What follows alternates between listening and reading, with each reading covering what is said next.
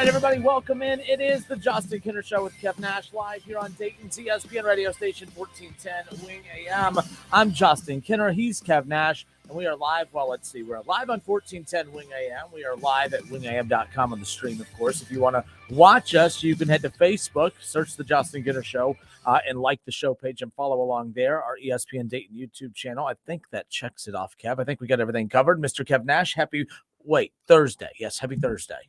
What up, dog? We were off yesterday. What happened?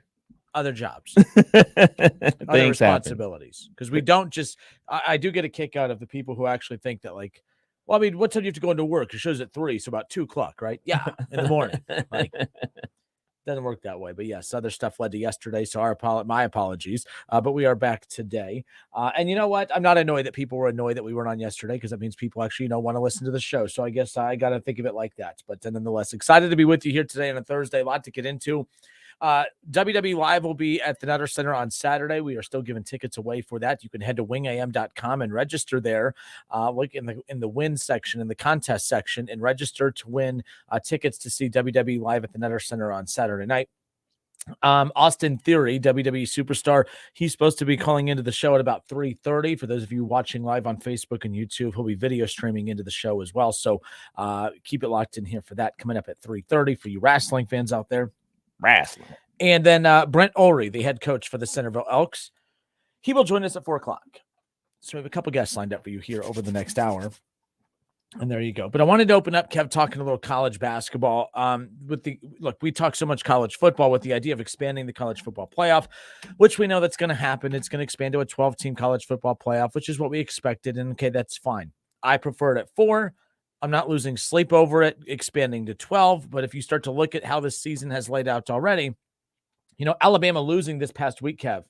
Alabama losing to Tennessee this past week in a 12-team playoff, that loss means nothing. Right. Alabama's in, losing to Tennessee. Alabama could probably lose to Georgia again for a second loss this year and still be in the playoff.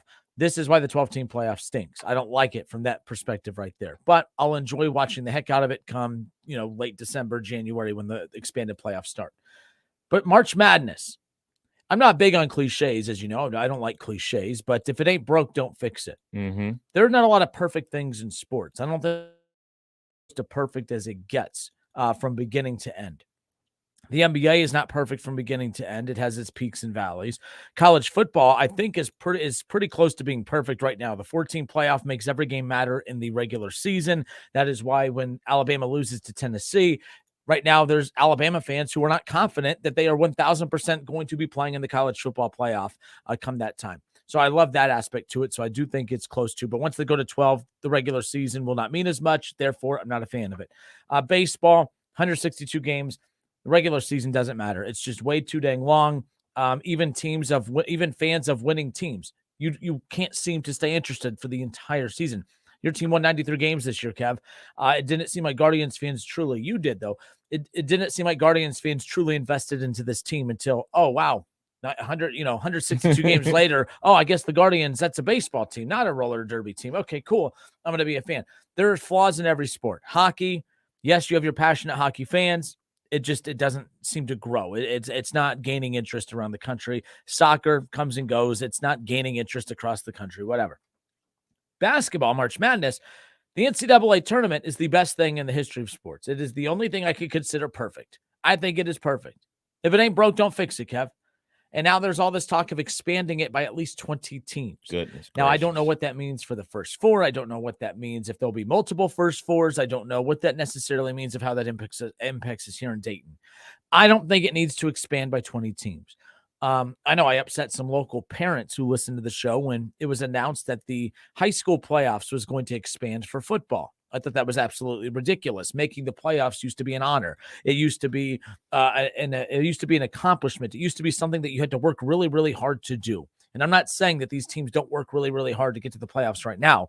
But when you look at how many teams that are under 500 that aren't playoff worthy, that are still playing in the playoff, I do have a problem with that. I know we have to watch, how aggressive we talk about that because it's kids and all. But I hate that they expanded the playoff because I remember, when you have, former classmates and, just making the playoffs, that used to matter. All right. Just making the playoffs. Now everyone makes it. It's not as much of an accomplishment. So it is what it is. But Kev, the idea of expanding the NCAA tournament, it's just nothing but a pure money grab. That's all sports is anymore. I completely get that. But this idea that expanding the NCAA tournament to get more of the little guys in, that's not what's going to happen.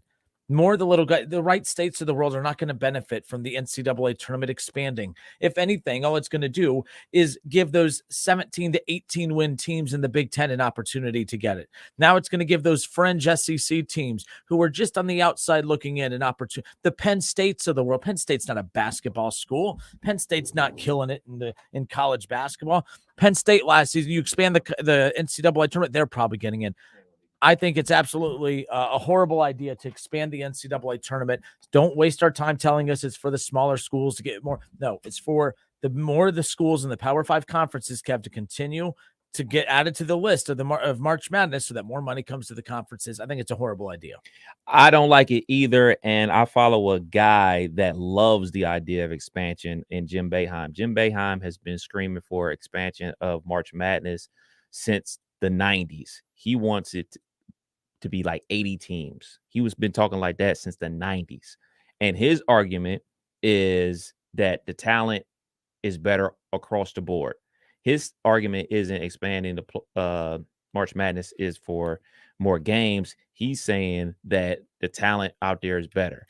And his argument is once the NBA goes back to one and done, that means the talent is going to be more on an even platform more than ever. So if you want to tell me that argument, I can listen. Any other argument from that, I can't listen to. I could understand that argument. I could understand the fact that, all right, if there's not going to be NBA talent in college basketball, no matter if it's at Kentucky or if it's at Wright State, then yeah, okay, you can make the argument that most of this talent is equally the same. So we're going to open it up for everybody to give them a fair chance because everybody's kind of playing from an equal standing place. But that's not the case right now. Right now, there's tons of NBA talent in college basketball. So until that happens, I don't think they should even consider expanding it past what it is right now. I wasn't even a big fan of them expanding it to 68. Makes my bracket harder to fill out. Yeah, and again, in 518-1410, by the way, 518-1410, if you want to call and jump in on the conversation. Are we missing an obvious benefit to expanding March Madness? Or I'm assuming this is not a popular thing to do, is expanding the NCAA tournament. And I'm curious where people are with this. You know, I guess the SEC media days for college basketball, Sankey, of course, the SEC commissioner, you know, he's been very boisterous about this and he's starting to gain more, you know, support in this. And by the way, it stinks, but if he wants it, it's going to happen. Oh yeah, it's going to happen. And that's the thing that's unfortunate. But no, as a fan of a mid-major team in Wright State, the idea, when I heard the interview, John Rothstein earlier today talking about the idea is to help the smaller school. Stop it. Wright State, programs like Wright State in Northern Kentucky and those types of schools, those are not going to benefit from the expansion of the NCAA tournament. I'm sorry. It's just not going to happen. So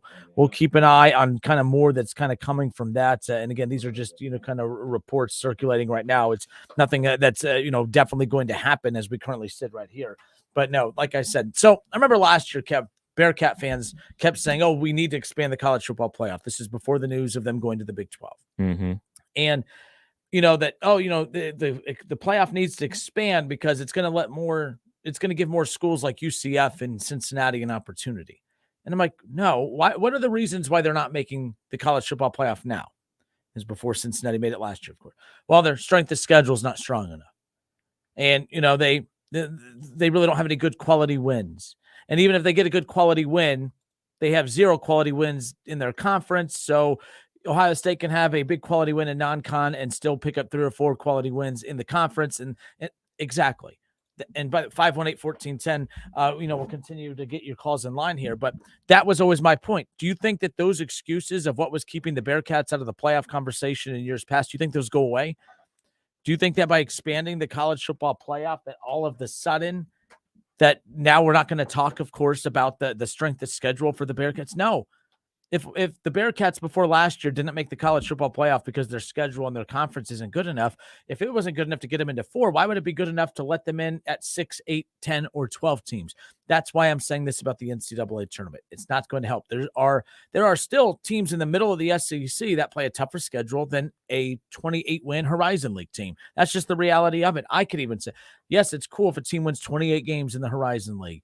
You're still going to be viewed as a team that, well, I would hope you could win 28 games in that conference. How about this 18-win team in the SEC who, yeah, they might have 11 losses, but damn it, they play somebody. They're always going to get that benefit of the doubt. That's why I'm not a fan of saying it. That just say what you really mean. More Power 5 teams, more money to those conferences because they just don't make enough. Yeah, because he wouldn't be doing his job if he didn't say that.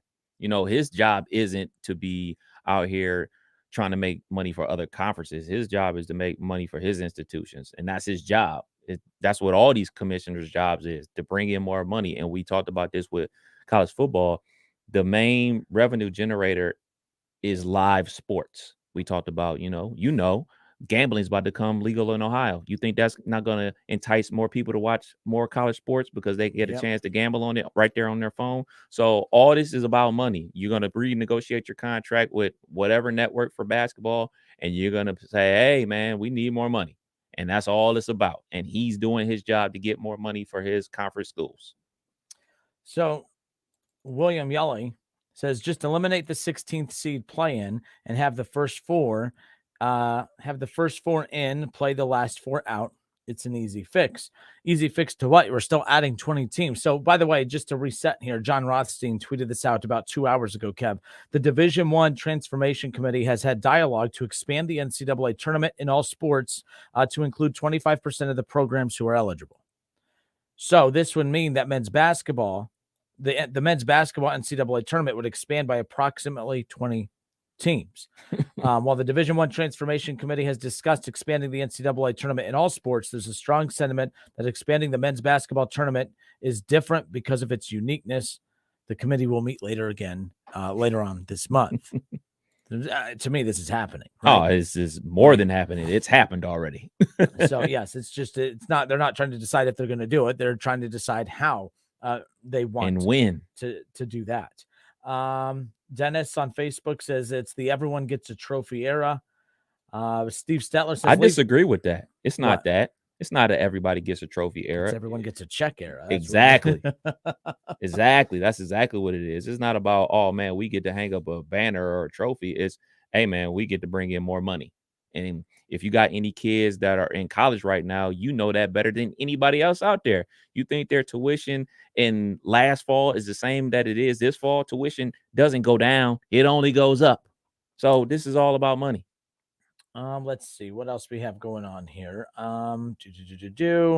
Some guy says, I listened to Sully get into this on his show. It's just a way to get Sully from the Talking Out Loud podcast, by the way, Sully, which is coming back to ESPN Radio this upcoming basketball season. Of course, a small handful of teams like Dayton would be helped by an 80-team field. Some guy, yes, I was actually on Sully's show, recorded with him earlier today, talking about this very subject.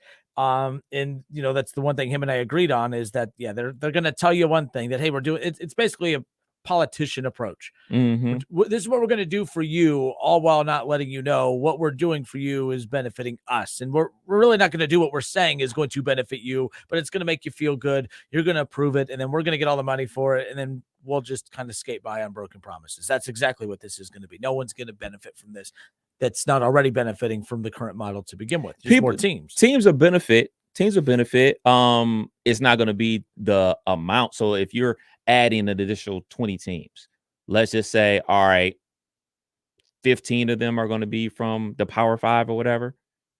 And 5 will be, scattered. Maybe St. Mary's doesn't have to win and beat Gonzaga and they'll get in. Maybe, I don't know, what's another real popular team that's coming from one of the smaller conferences out there. Maybe they can be the shoe in, maybe the second seed out of their conference to always be able to get in. But the thing, like, all right, this is going to open it up for the 3rd and 4th seed from the Horizon to sneak into the tournament. That's laughable. Even maybe not even the second team. So no. It's always going to be like that.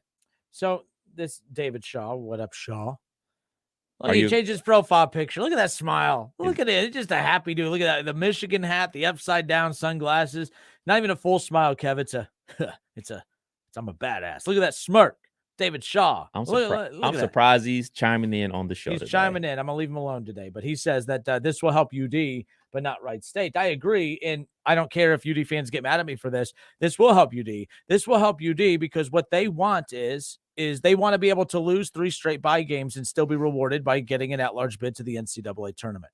Like that's basically like UD would have been free. They were almost forgiven for it anyways last year in the field of 68. I'm not saying I didn't really want them in, but I wasn't outraged when they didn't get it. I said you didn't deserve it. You lose 3 straight bye. You're trying to convince me you're an at-large team. At-large teams don't lose 3 straight bye games. I don't care if it was November or not. Let's see. Some guy says I don't care for expanding it, but for argument's sake, last year's Dayton team was perfect. Good timing. The Dayton team was coming on strong late until Malachi got hurt. So if healthy, the Flyers definitely could have benefited from an expanded field. And that team was capable of pulling off upsets. Absolutely. But that team was also capable of getting upset. And that's what happened in 3 straight bye games last year. Now, this isn't about last year. This isn't about UD. UD would definitely benefit from this. But my point is if you want to expand the NCAA tournament, Kev, to let those fringe teams in who have proven, yes, they could beat good teams, but they're a fringe team for a reason because they lost to bad teams. I don't think you expand it to reward mediocre teams. Now, Dayton was good enough by the end of last year to maybe get to the Sweet 16, maybe round of 32, maybe Sweet 16. I don't know. Deron Holmes, they had some good pieces. They have great pieces all coming back this year, more experienced. I just, for the sake of that, and I've even said that about the college football playoff.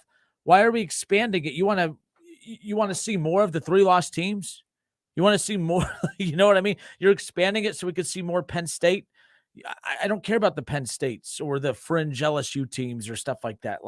But it is what it is. It's not about that, though. They're trying to say it's about we're going to watch it no matter what is what they're saying. It's just about the money. I think you can still get good games, but especially in the college football playoff, because if you have like teams playing up against each other, that means they are going to play a good game. That doesn't necessarily mean that once they advance to the next round to play whatever big dog that they play next, that they're going to play good versus them. You're definitely going to get a good game if you get, I don't know, say Penn State and UCLA or something like that. You get a good game out of that matchup. There's no guarantee that the winner of that is going to play good versus Ohio State or Bama, but you will get some good matchups. It's just all about, do you care to watch those matchups? Ring the bell, the troll bell. No, that's not what this is. For right now, it is. Ring the troll bell. Oh, goodness. All right, so the troll bell. You get a bad bell. No, you got to ring it with authority. Nah. It's a troll bell. So Johnny Ortez says a few minutes late, has Wright State started selling tickets yet? Yeah, jerk. And he said Davidson by 25. Johnny, you are now officially, you were eliminated from top 10 Justin Kinner ranking contention. I'm just saying, you will not be in the top 10 tomorrow now. You will not be in the top 10. You are officially eliminated. That is the rare time I would have told you to break out the hater mic. But that's why I said, get the bell ready. Get the bell ready. Let's see.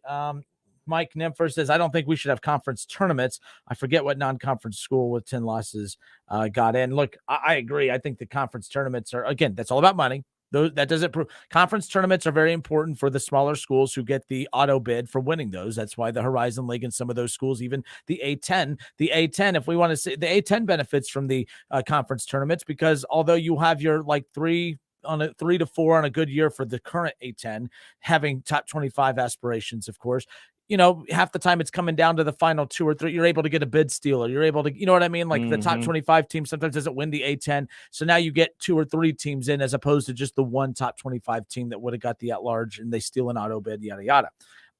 So no, those matter. They don't matter for the ACC. You know what I mean? Duke and North Carolina and schools like that, more times than not, their tickets punched to the big dance for the next 10 years, right? I know we're coming off of 2 years ago. Did Duke miss it 2 years ago? Who missed it 2 years ago? 2 years ago. And that was through the weird transition period with COVID. Not a good excuse, Bell. Does that count? Yeah, there definitely we go. Excuse. There Bell. It is. Definitely. But no, I think it's pointless. I hate the ACC conference tournament. I hate the SEC and all those. Those schools are in. How many bid stealers come out of those conferences? Not many. Every blue moon, you get one. I remember this was the funny bid stealer. It was North Carolina who stole a bid. It was probably in the early 2000s. It was actually probably like Rashad McCants. Remember him? Yep. I think that was his like freshman or sophomore year. They were mediocre throughout the ACC, and they made it all the way to the ACC Conference Tournament Championship game and gave Duke a scare, and then they were able to get a bid to the March Madness. All right, 518-1410, 518-1410. Kev, who's up? We got Jesse, line 3. Jesse, what up, man? How are you? Hey, Justin Kev Nash. How you guys doing, fellas? Good, man. Another day in paradise. Well, I know I got a good tournament take. I'm not really sure what the whole bell thing's about, but I'm sure I'm going to get one of these before it's up. But I apologize for the last time I called in, Justin. I ain't going to get a lot more opportunities to where the Browns crap the bed and the Bengals play a backup quarterback. So I wanted to jump on that opportunity last week. Please, no hard feelings on that. But when it comes to the tournament expansion, I really liked when they expanded with the first 4, but I wish they would do it with all at-large teams. Like, give those 16s and 15 seeds, let them in, because they've proved that they can play with the big boys. So let's put all 11 and 12 seeds in those 4 games. Just 11 and 12 seeds, just great games at UD Arena, and then make them get in there. And then the 15 and 16 seeds are in. If you're going to expand the tournament, that would be expanding the tournament. You're putting 4 more at-large teams in it and letting those 15s and 16s in, which have proved that they can win. So that's my take on the tournament. I think it's good the way it is. Don't mess up a good thing. Agreed. And the one thing the NCAA tournament needs to do is they need to find a way to rebrand the first 4. It is not a play-in tournament. I know this for a fact because Wright State won their conference tournament and got the auto bid. That means you can't play into a tournament that you're already in.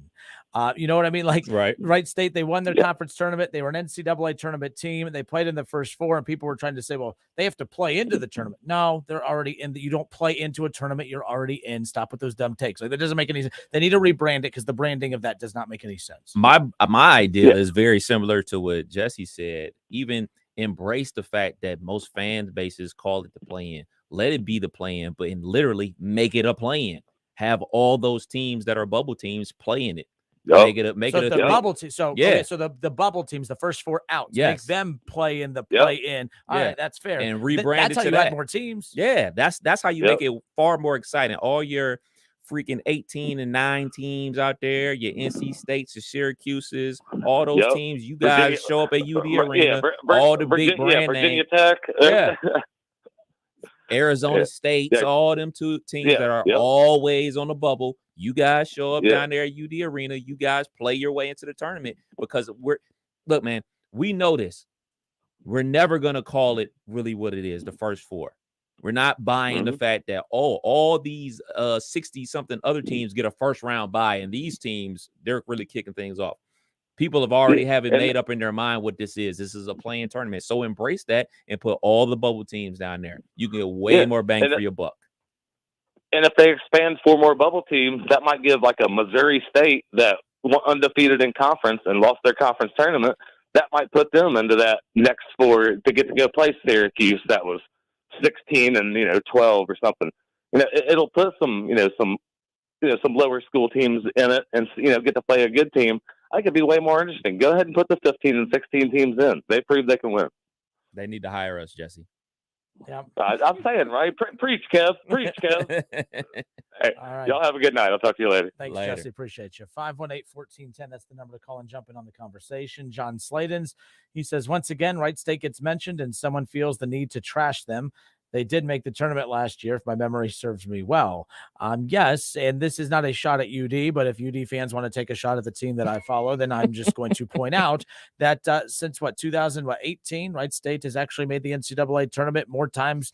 They have more NCAA tournament wins and appearances than the team here in town. So I just want to point that out. That's not a shot at UD. I'm just pointing out NCAA tournament facts. It's our fact of the day, if you will.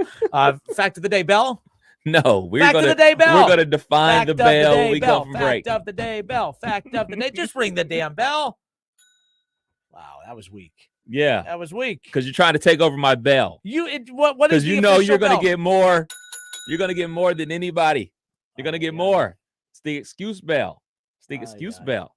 The Kev Nash excuse bell. I am the ruler of all with excuses. I'm going to get my own bell. It's going to be bigger. You got your hater mic. I don't know where the hater mic is. You got your prop. I have my prop. Dickie, how are you, buddy? That's twice in a row. All right, Dickie, that's on you. That's on you. It's the Justin Kinner Show with Kev Nash here on 1410 ESPN Radio. All right, folks, we appreciate those who are tuning in, hanging out with us today. Some of you are wrestling fans, some of you are not, and that's totally fine.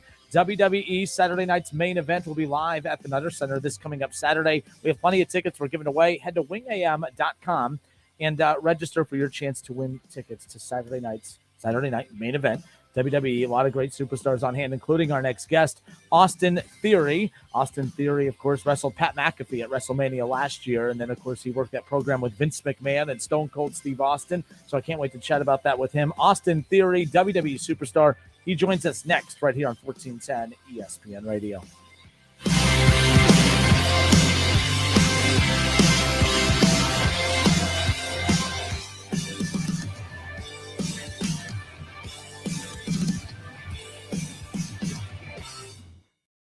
The Justin Kinner Show with Kev Nash. Presented by Brad Mays with Home Experts Realty. Weekdays at 3 p.m. on 1410 ESPN Radio. ESPN 1410 Wing AM weather. The mid-afternoon and early evening will be mostly cloudy and windy, a high near 56. Tonight's going to be mostly clear, a low near 38. And tomorrow's going to be clear, sunny, and windy, a high near 70. I'm Pete Spivak for 1410 ESPN Radio. Finding the right Medicare plan? Oof, no easy feat. Kind of like those dances my granddaughter loves making me do. But then I found Walgreens Find Rx coverage. Lets you compare plans online, over the phone, or in person. Made Medicare shopping so easy. Plus, I found plans with low-cost copays. I can get down with that. Medicare annual enrollment ends December 7th. Find a plan that's right for you at walgreens.com/Medicare. The new Google Pixel 7 Pro is super, especially when it's on Verizon, the network America relies on. It's supercharged, super-powered, and a super... deal. You know it. Now, switch to Verizon and get the Google Pixel 7 Pro on us with select trade-ins and select 5G unlimited plans. That really is super. Yep. There's never been a better time to switch to Verizon. $899.99 device payment purchase with new smartphone line on select 5G unlimited plans required. $200 Verizon e-gift card with ported. Less $700 trade-in/promo credit applied over 36 months. 0% APR. Trade-in conditions and additional terms apply.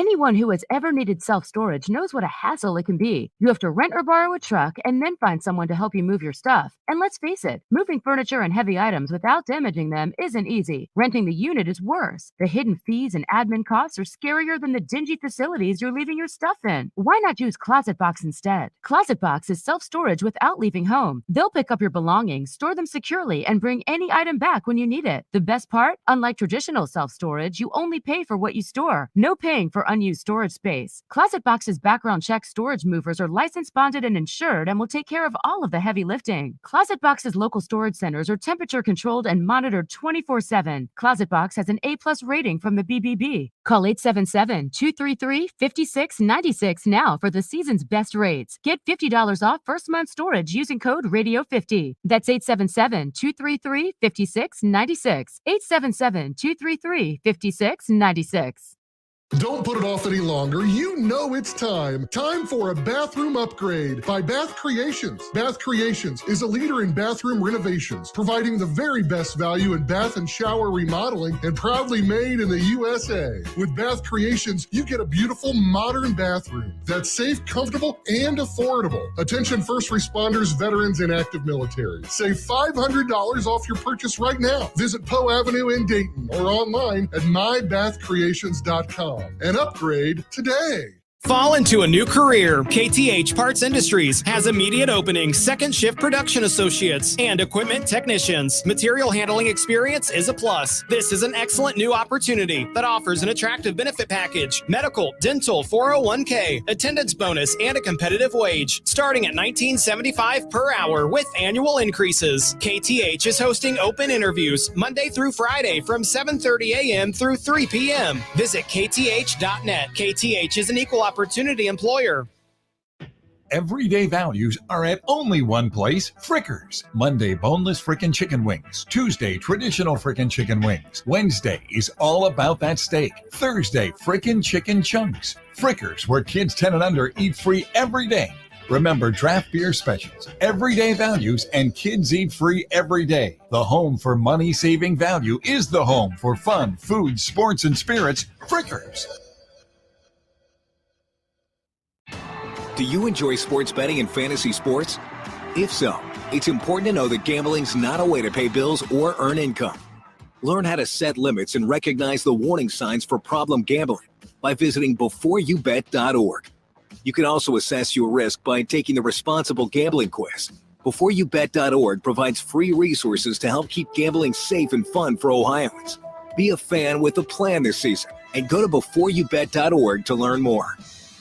Listen to this station anytime, anywhere on Odyssey. Odyssey is your new audio home for all the music, news, sports, and podcasts that matter to you. Odyssey. That's AUDACY.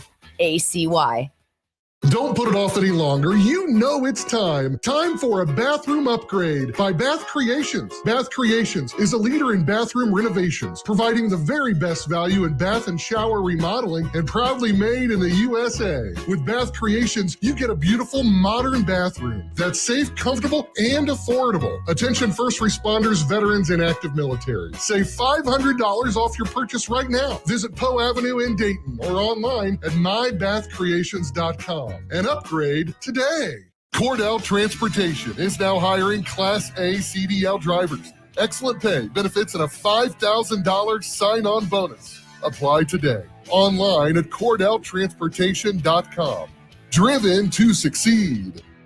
Here's the deal. I've had constipation with belly pain, discomfort, and bloating for years. I've tried a lot of laxatives and fiber supplements, but my symptoms keep coming back. You could have a chronic condition called irritable bowel syndrome with constipation, or IBS-C. Linzess, or linaclotide, is a prescription medicine that treats IBS-C in adults. Linzess works differently than laxatives. It lets you have more frequent and complete bowel movements and helps relieve overall abdominal symptoms, belly pain, discomfort, and bloating. These symptoms were studied in combination, not individually. Do not give Linzess to children less than 2 years old. It may harm them. Do not take Linzess if you have a bowel blockage. Get immediate help if you develop unusual or severe stomach pain, especially with bloody or black stools. The most common side effect is diarrhea, sometimes severe. If it's severe, stop taking Linzess and call your doctor right away. Other side effects include gas, stomach area pain, and swelling. There could be more to your story with IBS-C. Talk to a doctor today. Say yes to Linzess. Learn more at linzess.com or call 1-800-LINZESS. Sponsored by Abbey and Ironwood Pharmaceutical. The best audio entertainment this fall is on Audible. It's the home of storytelling with audiobooks, exclusive originals, popular podcasts, and more. All in one app. Sign up for a free 30-day trial at audible.com. O'Reilly Auto Parts specializes in keeping your car on the road. Not sure how much life is left in your battery? Our professional parts people will test it for free. If it does need to be replaced, we'll help you find just the right one to fit your car. Our Superstar batteries are built to handle even the toughest conditions. Visit O'Reilly Auto Parts today. O'Reilly Auto Parts. Finding great candidates to hire can be like, well, trying to find a needle in a haystack, but not with ZipRecruiter. Its powerful technology actively finds and invites qualified candidates to apply to your job. So while other companies might deliver a lot of hay, ZipRecruiter finds you the needle in the haystack. See why 4 out of 5 employers who post a job on ZipRecruiter get a quality candidate within the first day. Try ZipRecruiter for free at ZipRecruiter.com/find. That's ZipRecruiter.com/find. Make the big game sound even bigger with your new TV and sound system from Audio Etc. There is nothing better than a home theater or high-fidelity music system from Audio Etc. 4K is amazing, but just imagine the 8K experience. Come to Audio Etc's crazy cool showroom today and experience 8K TVs and projectors, short throw projectors from 100-inch to 130-inch, all the way to your high-end dream system. Audio Etc has tons of new inventory in stock, while everybody else is back-ordered or out of stock. Get special deals on a TV and your dream system today. Audio Etc can bring any big game home. It's better than being there. You have to see it to believe the incredible quality of the picture and sound. If you can't afford your dream system, check out our huge selection of vintage and pre-owned components. Audio Etc, powered by Klipsch, Bowers & Wilkins, SVS, Marantz, Denon, Sony, and a whole list of high-performance brands that you've probably never heard of. 551 Congress Park Drive in Centerville. Audio Etc's crazy cool showroom.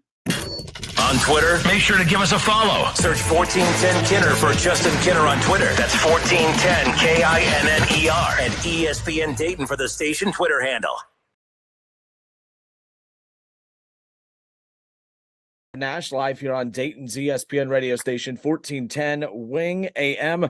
Excited to be hanging out with all of you here this afternoon, and I'm excited for this weekend. WWE Saturday night's main event going to be coming to Dayton at the Nutter Center. I'm pretty excited. This is the first time since COVID that WWE has come back to the Miami Valley, and I can't tell you how pumped I am to go back to an year in the city of Dayton. Joining us now, WWE superstar, and let me make sure I get this right, of course, the youngest Money in the Bank winner in WWE history, Mr. Austin Theory, hanging out with us today. Austin, welcome in, sir. How are you? I'm great, man. I mean, you said it. I'm the youngest Mr. Money in the Bank. I got to be great. Absolutely. Hey, man, so let me talk to you about this. I think when you had started, you were at NXT when everything had shut down and you guys were doing those, no fans in attendance. You're one of my favorite young superstars right now, mainly because of the fact that I'm a big fan of heels, and I love your heel work, the way you work a crowd. How tough is that being a heel when you're not getting that instant reaction from a crowd to feed off of? So for me, I always stay true to myself, and I know exactly what I need to do. It's one of those things, with the audience chanting "you suck" or getting onto you and stuff like that. A lot of times people fold under that. I feel like, especially when you're cutting a promo and you're constantly getting the what. But I just like to dive into that and have fun, and especially if I'm in a situation where there isn't a reaction, I figure out my best way to get that reaction, because at the end of the day, that's what I want. And if there's not a reaction, then I don't need to be out there. And with that, then of course you get right away to being able to work the crowd when fans come back. What was that moment like too? Because, you being a young superstar, you're coming into the mix, you're learning how to, feed off of that crowd as well. You're super talented, but I'm sure that was a learning curve as well, having to learn how to feed off of that crowd and kind of get them to zig when you want them to zag, of course. Yeah, absolutely. And like I said before, man, it's a whole process figuring it out. And not every place you go is the same. Everybody has a different flavor of what they like and what they're interested in. And especially, starting off, you just get thrown into the deep end, and they tear you alive, and it's one of those things where you gotta really zone in and figure out what works for you and what's really going to make that crowd response better for you. WWE superstar Austin Theory hanging out with us here this afternoon. I can't wait for Saturday. Like I said, it's my first WWE event to go to back in Dayton since COVID hit, of course. You're one of my favorite superstars in WWE right now. Not just saying that because you're on the interview with me, but I love heels, as I talked about. I think your heel work is awesome. But I'm not gonna lie, I'm a huge Pat McAfee fan from a sports talk radio perspective, and like seeing the crossover work that he was doing with you guys and getting to see the program you guys worked at WrestleMania last year. Look, no offense to Pat McAfee, but you were in the ring with Vince McMahon and Stone Cold Steve Austin. I mean, how cool was that for you? Because you're obviously, you're coming up right now and you're getting a lot of the spotlight on you, but I'm sure that was a surreal moment sharing the ring with Vince McMahon and Stone Cold Steve Austin. And to do that at WrestleMania, that was a pretty cool experience for me as a fan. What about you as a participant in that ring? So, I mean, just to start off with, like you said, like Pat McAfee, somebody that's a great athlete, a great person, somebody that just a natural athlete inside the ring and just understands it. That was an awesome moment to share with him. But for that to be stacked with Mr. McMahon and Stone Cold Steve Austin in the ring with me at the very same time, it's like time kind of stood still, though. I remember standing in the corner and just watching Stone Cold and Mr. McMahon interact in the middle. And I remember just looking around the entire WrestleMania arena, and it was just wild to just know that I was a part of that. And everybody knows the legacy there and the story there and, what those two have done. And you can say what you want, but I think those two are definitely on the Mount Rushmore of sports entertainment. Oh, I mean, those two, that Vince McMahon, Stone Cold Steve Austin era, that's what I grew up watching. That's, them and D-Generation X, those two factions or those two storylines, if you will, crossovers. That's what got me into wrestling. And, what about you growing up? Who were the guys that, I mean, you're 24, correct? 25, actually. 25. So 25. So who were the guys that you watched, growing up? And at what point when you got to WWE, you're like, holy smokes, like I'm in the ring with these guys or I'm talking to this superstar here. Who were some of those guys for you? For me, John Cena was definitely somebody that I grew up watching. Jeff Hardy, got to be in the ring with him. Yeah. Rey Mysterio, Sheamus, Bobby Lashley, Brock Lesnar, all those guys, man. And even getting to have moments, having a U.S. title match in the MGM Grand with Bobby Lashley, or being in the Money in the Bank ladder match, beating guys like that I grew up watching, like Sheamus, Drew McIntyre, Seth Rollins, just people like that, and being in that same moment with them, it's so crazy, man. Especially and they all hate when I say this, but having all their action figures growing up, and they're like, "Man, you make me feel so old," but it's how it goes, man, right? You've already had the experience of, working at WrestleMania with Stone Cold Steve Austin in a program with Vince McMahon, of course, but who's that guy that you haven't worked with yet? I know the John Cena feelers have kind of been put out there.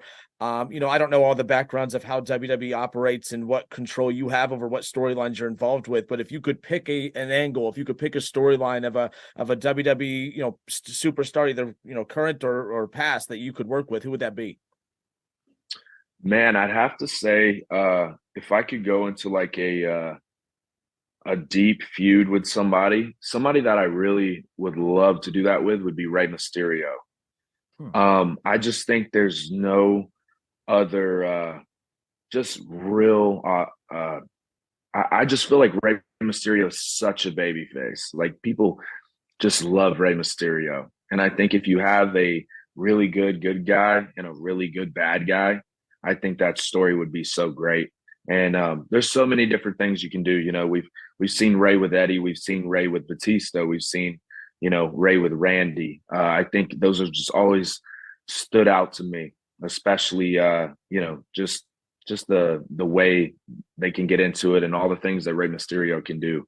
The talent that comes to the table is it's unspeakable. Why do you think there's so much crossover appeal between yourself and John Cena? John Cena being like when he first, broke into WWE. Obviously, bodybuilders, you guys have such great physique, of course. You have charisma, being such young guys, or him being young, when he broke into WWE. Did I just answer my own question? What is it about the appeal of John Cena coming in and you coming in that has everyone really clamoring for that? I know I do, but your thoughts on why that is? So I think with me, everybody sees the comparison because of, maybe it's the look, maybe it is, the speaking, or it's how I carry myself. But I think there's a lot of comparisons, like people will go back and say, oh, look, they kind of look really similar. Oh, they both, talk trash like this and do that. And so I think it's like one of those things where it's like if you've ever seen the Spider-Man movies where there's like another universe, it's almost like it's just like the same person in another universe. I feel like that's what people get a feel of. And I think combining that and the difference of where we're at on the scale of the WWE and the potential and of what could happen, I think that's what makes everybody excited for that. All right, he's the youngest WWE Money in the Bank winner, Austin Theory, WWE superstar, awesome enough to join us on today's Justin Kinner Show with Kev Nash. Austin, send us out with this, a sports talk show. Who let us know a little bit about yourself. Like, who are the teams that you follow? You follow the NFL. Like, what are some of your sports teams out there, of course? So this is going to be everybody's favorite part about Austin Theory. Austin Theory does not really watch sports, but I always ask this, though. Who is your favorite sports team? Oh, the Cleveland Browns. And that's if there was ever a team to represent, to be a heel in WWE, the Cleveland Browns would be the biggest heel of all time. Let's just put it that way. Now, you know what? I normally would just say, hey, I'll be with you on that. But the reason why I'm not going to go with the Cleveland Browns is because of a guy named Johnny Gargano. And anybody that doesn't know Johnny Gargano, he was kind of a mentor, for me. And he's a dude that pretty much turned out jealous, but he's a huge fan of the Cleveland Browns. So that's a hard pass for me. That's a hard pass. Well, that's fair enough. And you know what? I didn't even realize that would play into obviously your feud with him right now. So that was kind of good timing on that. All right, Austin, you the man. I appreciate you. WWE fans who haven't been to an event, what can they expect on Saturday night, Dayton wrestling fans here in the area? Well, they can expect to see the youngest Mr. Money in the Bank and the greatest thing that the WWE has ever made, and that is Austin Theory. And there's nothing like a live event experience. It's so creative and it's so much energy, and the focus is entirely on the crowd. So it's going to be awesome. I can't wait. All right, good stuff. WWE superstar Austin Theory. Austin, thanks so much. Can't wait to see you Saturday night. Take care. Thank you, man.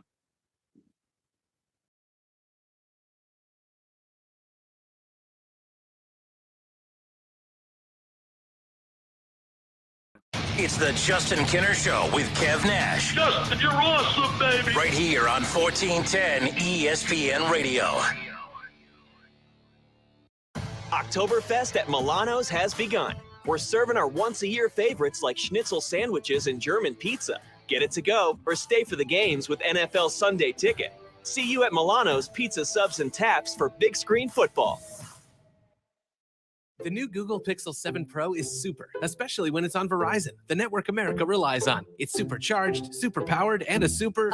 deal. You know it. Now, switch to Verizon and get the Google Pixel 7 Pro on us with select trade-ins and select 5G unlimited plans. That really is super. Yep. There's never been a better time to switch to Verizon. $899.99 device payment purchase with new smartphone line on select 5G unlimited plans required. $200 Verizon e-gift card with ported. Less $700 trade-in/promo credit applied over 36 months. 0% APR. Trade-in conditions and additional terms apply. When getting the job done right is job one, you need construction equipment that's built right. From compact track loaders to the world's #1 selling compact excavator, the Kubota construction lineup features durable Kubota engines, more comfort, and the versatility to do it all and do it right. Visit your local Kubota dealer today. Go to KubotaUSA.com for full disclaimer. See Columbus Equipment Company, 7570 New Carlisle Pike in Dayton. Want to make tonight's dinner a true winner? Just stop by Lee's Famous Recipe Chicken and pick up a 12-piece family meal at a great price.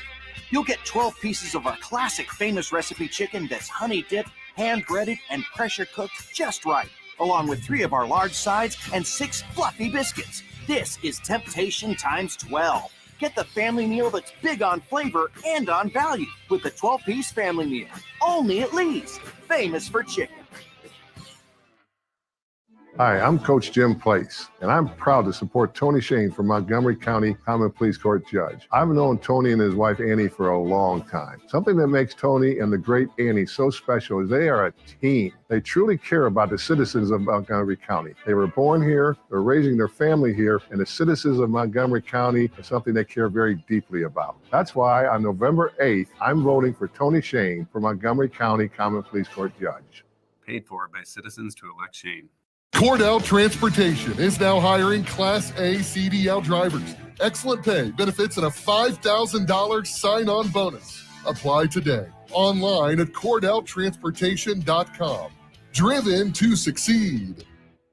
Need to visit the Ohio BMV? Go online first. It could save you a trip. It's now easier and more convenient than ever to get what you need from the BMV online. Need to renew your driver's license? Renew online. And if you need to renew your vehicle registration, visit one of our new BMV Express kiosks or go online. If you do need to visit a BMV agency, use the Get in Line online tool, also found on the website, to save your spot and minimize your time waiting. For more services available online, check out bmv.ohio.gov.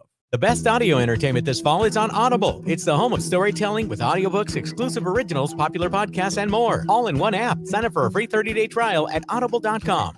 Are you seeing the telomeres here? Come here, look at the scope. Dr. Ocasio's lab startup just discovered a gene therapy breakthrough. The cells have already doubled. He needs a fleet of research assistants before this breakthrough breaks them. We need lab techs, research assistants. Indeed can help him hire great people fast. I need Indeed. Indeed you do. We instantly connect you with quality candidates whose resumes on Indeed match your job description. Visit Indeed.com/credit and get $75 towards your first sponsored job. Terms and conditions apply. You can't get much for $5 these days, unless you go to Wendy's for a $5 Biggie Bag. Get your choice of double stack, junior bacon cheeseburger, or crispy chicken BLT, plus 4-piece nugs, fries, and a drink, all for just $5.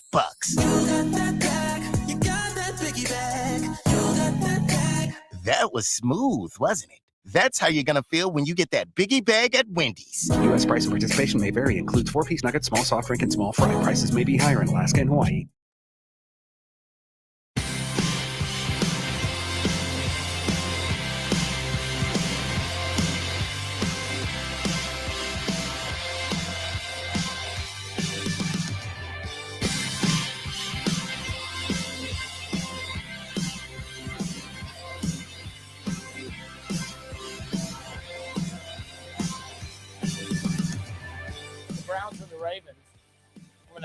weekend. Jake Trotter covers the Browns for ESPN, Kev, and he tweeted out an interesting little, I don't know how I feel about this one.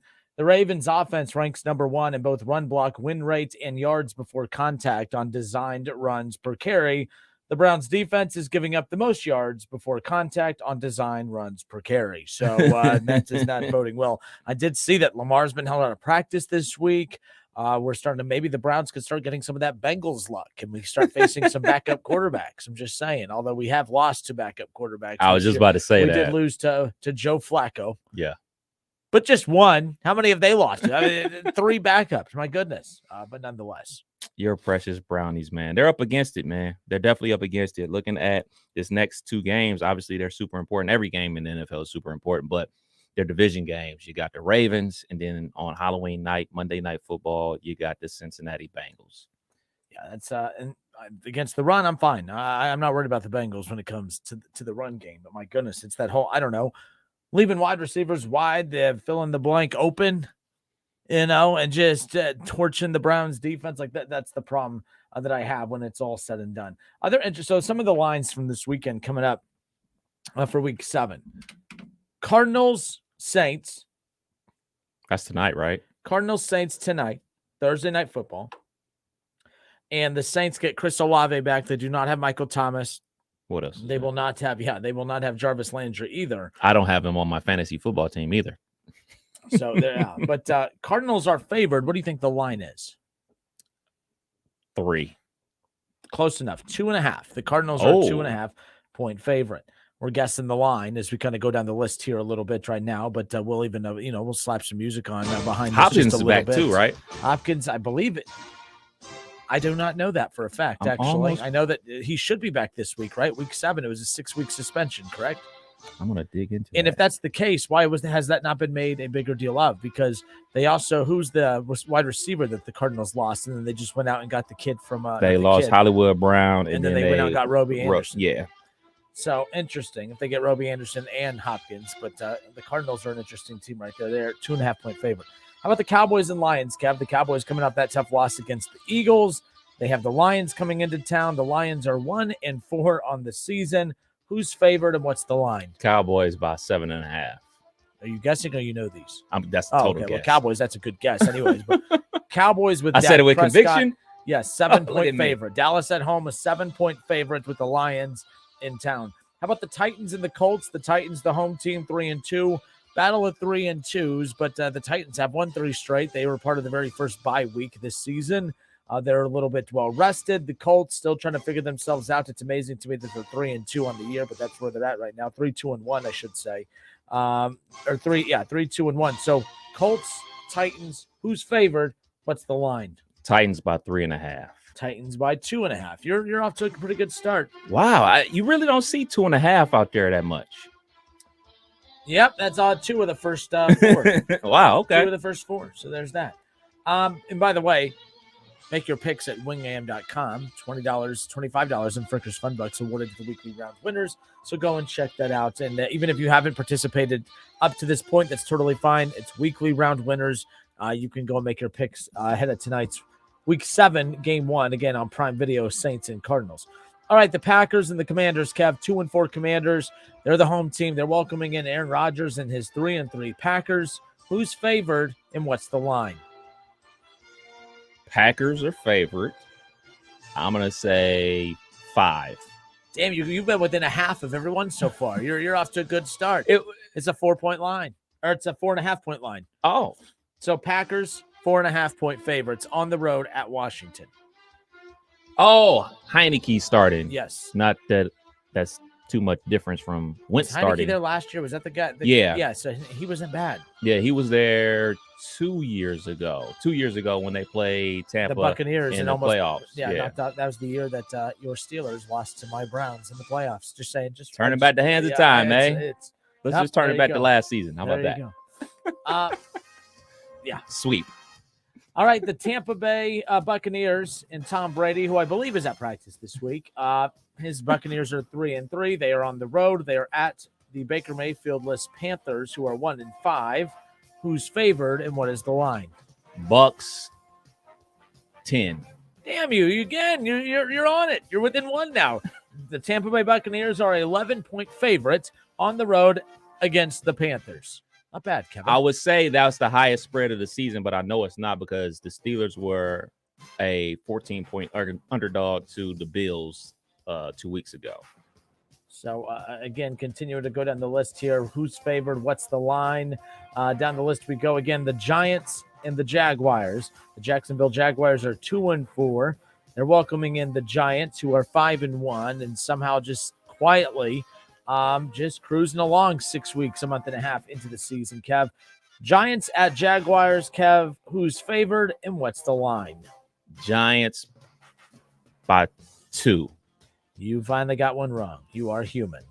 Jacksonville is a 3-point favorite at home. Wow. Now, when I saw this at first, I was like trying to, get my upset picks for the weekend ready for tomorrow's show. And I was like, oh, the Jaguars over the Giants. I think that's a good upset pick, but you can't pick a team that's favored to win to be an upset. Why do you think they're favored? I don't think the Giants are as good as what the record indicates they are, and I don't think that the Jags are as bad as what they are. They're bad because of defense. I like, the quarterback situation. I like the offense. I think they're home. I think, let's see. We're talking about a 3-point favorite. I mean, that's basically be an even line. I think that, if they were in New York, maybe New York's favored by 3, but I think it's just basically, it has something to do with that. But, yeah, I think that'll be a close one, and I think Jags do come home with the win, or stay home with the win, if you will. Next up, the Jets. They're feeling themselves after that win against Green Bay last weekend in Lambeau. They are 4-2. We talk about the Giants 5-1, but the Jets, Jets are 4-2. They're on the road. They want to ride. It's time to ride. Are the Jets going to ride, Kev, in Denver as the Broncos are 2-4, welcoming in the 4-2 Jets? I mean, who's favored, or who's going to win, and what's the line? At this rate, you have to bet against the Broncos every single time. At the way that they're playing offense with Russell Wilson at quarterback, you have to go against them every single time. And then you throw on the top of that the Jets have a good defense. So I'm going to say the Jets are favored by 3. The Jets are favored, and they are favored. Oh, no, the Jets are not favored at all. Wow. Denver is a 1-point favorite. Wow. But they're telling you by them only being a 1-point favorite that it's going to be a tight game, especially on the road. I don't think it will be a tight game. You don't think so? I think the Jets right now, they're the cockiest in a good way. They're the cockiest, confident team in football right now. I like their swag, but the Giants are just kind of, I don't know. Maybe it does have a lot to do with the quarterback and the confidence that he kind of carries with himself. And I love how he carries himself off the field. I love the defense. I love the way, Sauce Gardner. I love that personality he's starting to develop over there. Haters like me need to admit that when he was at Cincinnati and people were bragging about, oh man, like he's given up no touchdowns this year. Like, you play the American Conference, who gives a rip? Like, I don't care. No, because that's continued here in the NFL. Like, he is a shutdown corner, and that was one hell of a draft pick by the Jets. Facts. In what might be the most boring game of the weekend, the Las Vegas Raiders, 1-4, welcoming in the 1-3-1 Texans. Kev, the Raiders are at home. Who's favored, and what's the line? Man, it's got to be the Raiders, right? I mean, at some point, all this talent that they have on offense has to start clicking on all cylinders. So it's got to be the Raiders by 6.5.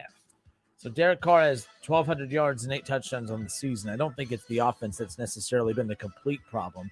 I think that there was higher expectations because of adding Devontae Adams, of course. But yes, the Raiders. And what was the line again? You tell me. I said 6.5. 6.5. You did it again. You're within 0.5. So the Raiders, the home team, 1-4, are a 7-point favorite, one of the largest spreads of the weekend. And of course, we talked about, what was the other large spread that we talked about just a little bit ago? Buccaneers 11. Yeah. Buccaneers had the largest lead of the largest spread of the weekend heading into week 7. Seahawks 3-3. This weird thing happening right there. I mean, by the way, if we're going to bash Pete Carroll and say Pete Carroll's to blame for why Russ wanted out of Seattle and blah, blah, blah, I think, it's still too premature in the season, but I think Pete Carroll needs to start getting a little bit more respect, because the fact that teams, when they lose their elite quarterbacks, they crumble. They don't sustain where they were. They don't pick up where they left off, or they don't get better. I don't think they've necessarily gotten better, but they have not gotten worse. The Seattle Seahawks are not worse without Russell Wilson. That's what's interesting. I think Pete Carroll needs a lot more love and a lot more respect than what he's been getting. But again, there's a lot of time for them to kind of flounder, and maybe they will. But very interesting. Tom Brady leaves the Patriots, they drown. Big Ben leaves, and Big Ben wasn't even on his A game with the Patriots, but look how far they've dropped off. That roster's not that much different than a year ago. Now, the O-line's still bad. The run game's still bad. The defense is still solid. And the Steelers do not even look close to being as good. I mean, we're on the way back. So I'm just saying, and Mike Tomlin's not a bad coach, but it's tough to coach a team after losing a franchise quarterback. And then the Seahawks do it, and they just keep cruising. Doesn't make any dang sense. But the Seahawks 3-3 on the road at the 4-2 Chargers. Kev, the Chargers are 4-2. They haven't played the prettiest football, but they are the home team. So who is favored, and what is the line? This is the hardest one. This is the hardest one so far because I want to go with the Chargers. Obviously, they have Herbert. They have Mike Williams. Eventually, Keenan Allen's going to come back and play some football. So you want to go with the Chargers, but then you watch the Chargers. You watch the Chargers against the Cleveland Browns, and those boneheaded things come up. And then you watch the Chargers versus the Broncos on Monday Night Football, and their kicker has a hamstring issue, and they're calling me out to be the field goal kicker for them. So I'm still going to say the Chargers are the favorite, but I would have said probably by 5, but I'm going to go down to a 3-point favorite. All right, so for this matchup right here, who's favored and what's the line? The Chargers are the favorite by 5.5. Oh, I should have went with what I said before. And this is a tough one to bet, too, and I'm curious the money coming in on this one and how much this line is going to kind of sway back and forth. Right. The Seahawks are why this is a tough line. This is a tough one to guess or just to have a good feel for. The Chargers, they're going to have a chance to win because of that offense. They have whatever, but it's the Seahawks that you just don't know. It should be Chargers easily, but they're well coached. They believe in their quarterback and Geno. So I interesting matchup right there. All that stuff with Russell and Geno Smith, like all those cliche things that people hate to talk about, like being a good teammate and, having an open ear. All those things are starting to come out about Russell Wilson not being those things. And on the flip side, they're turning out to be what exactly Geno Smith was when he was with the New York Jets, and now his time as a backup with the Seahawks, and now he's the starter. So people are kind of rallying around him and just being an overall good guy. Being an overall good guy can only get you so far. But right now, they're in first place in the NFC West at 3-3. Brent Ullery, the head coach for the Centerville Elks, who will join us coming up here in just under 10 minutes. We'll have him coming up here about 4:10. We had to push that back just a little bit. Continuing to go down the list, Kev. The Miami Dolphins, the home team. I believe Tua's back, right? Mm-hmm. So Tua's been cleared the last 2 weeks and still wasn't playing. This concussion protocol stuff is really getting out of hand. Not taking care of the players. That should be the priority. But you should be able to take care of the players without having to give in to the fear of the backlash. Miami should have stood up and flipped the bird to every single media member and everyone that questioned it. They came out and said, we followed protocol. He didn't fail any of the concussion protocol tests. He was fine. It was an uncomfortable scene. Something clearly is wrong. I hope that doctor sues them for everything that they have left. They shouldn't have fired him. They should have honestly just stood their ground. I hope teams nut up eventually and just start saying, hey, media, I know you want to just knock heads off all the time, but go fill in the blank yourself. I'm sick of that. Sorry, I'm getting fired up, but I am tired of that. And if it's going to impact teams we follow eventually. Yeah. With how much the Bengals quarterback gets hit and Joe Burrow, Bengals fans pay attention to what's going on in Miami because your quarterback gets hit way too damn much. And by the way, the O-line has been much improved. I'm not taking a shot at your team. I'm just saying, look out. Your quarterback gets hit way too much. This will impact you eventually. The first time Joey B's head hits the ground a little too hard, watch how cautious the Bengals are. And how many weeks he'll be cleared for 3 straight weeks and won't play for 4. It's going to be ridiculous because all these teams are fearing the backlash. And I think it's the Dolphins' fault. I blame the Dolphins not for him getting the concussion. I blame the Dolphins for not standing up and telling the media and the league, hey, screw you. We did our job. What's the point of these protocols being put in place if you're going to follow them and then still hold guys out because you're worried that the optics don't look good?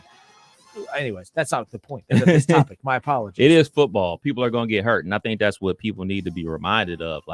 This is a violent game. We love it. We got fantasy football. We tune in. What happens when somebody gets hurt? We get up and go to the refrigerator and go get something to drink. We all thought some prayers, and as we're sipping on our beer, eating nachos and everything like that. T's and P's, man. Yeah, this is a violent game. And I think that sometimes not only the coaches, but organizations need to remind the fans and the media, look, this is a violent game. People are going to get hurt.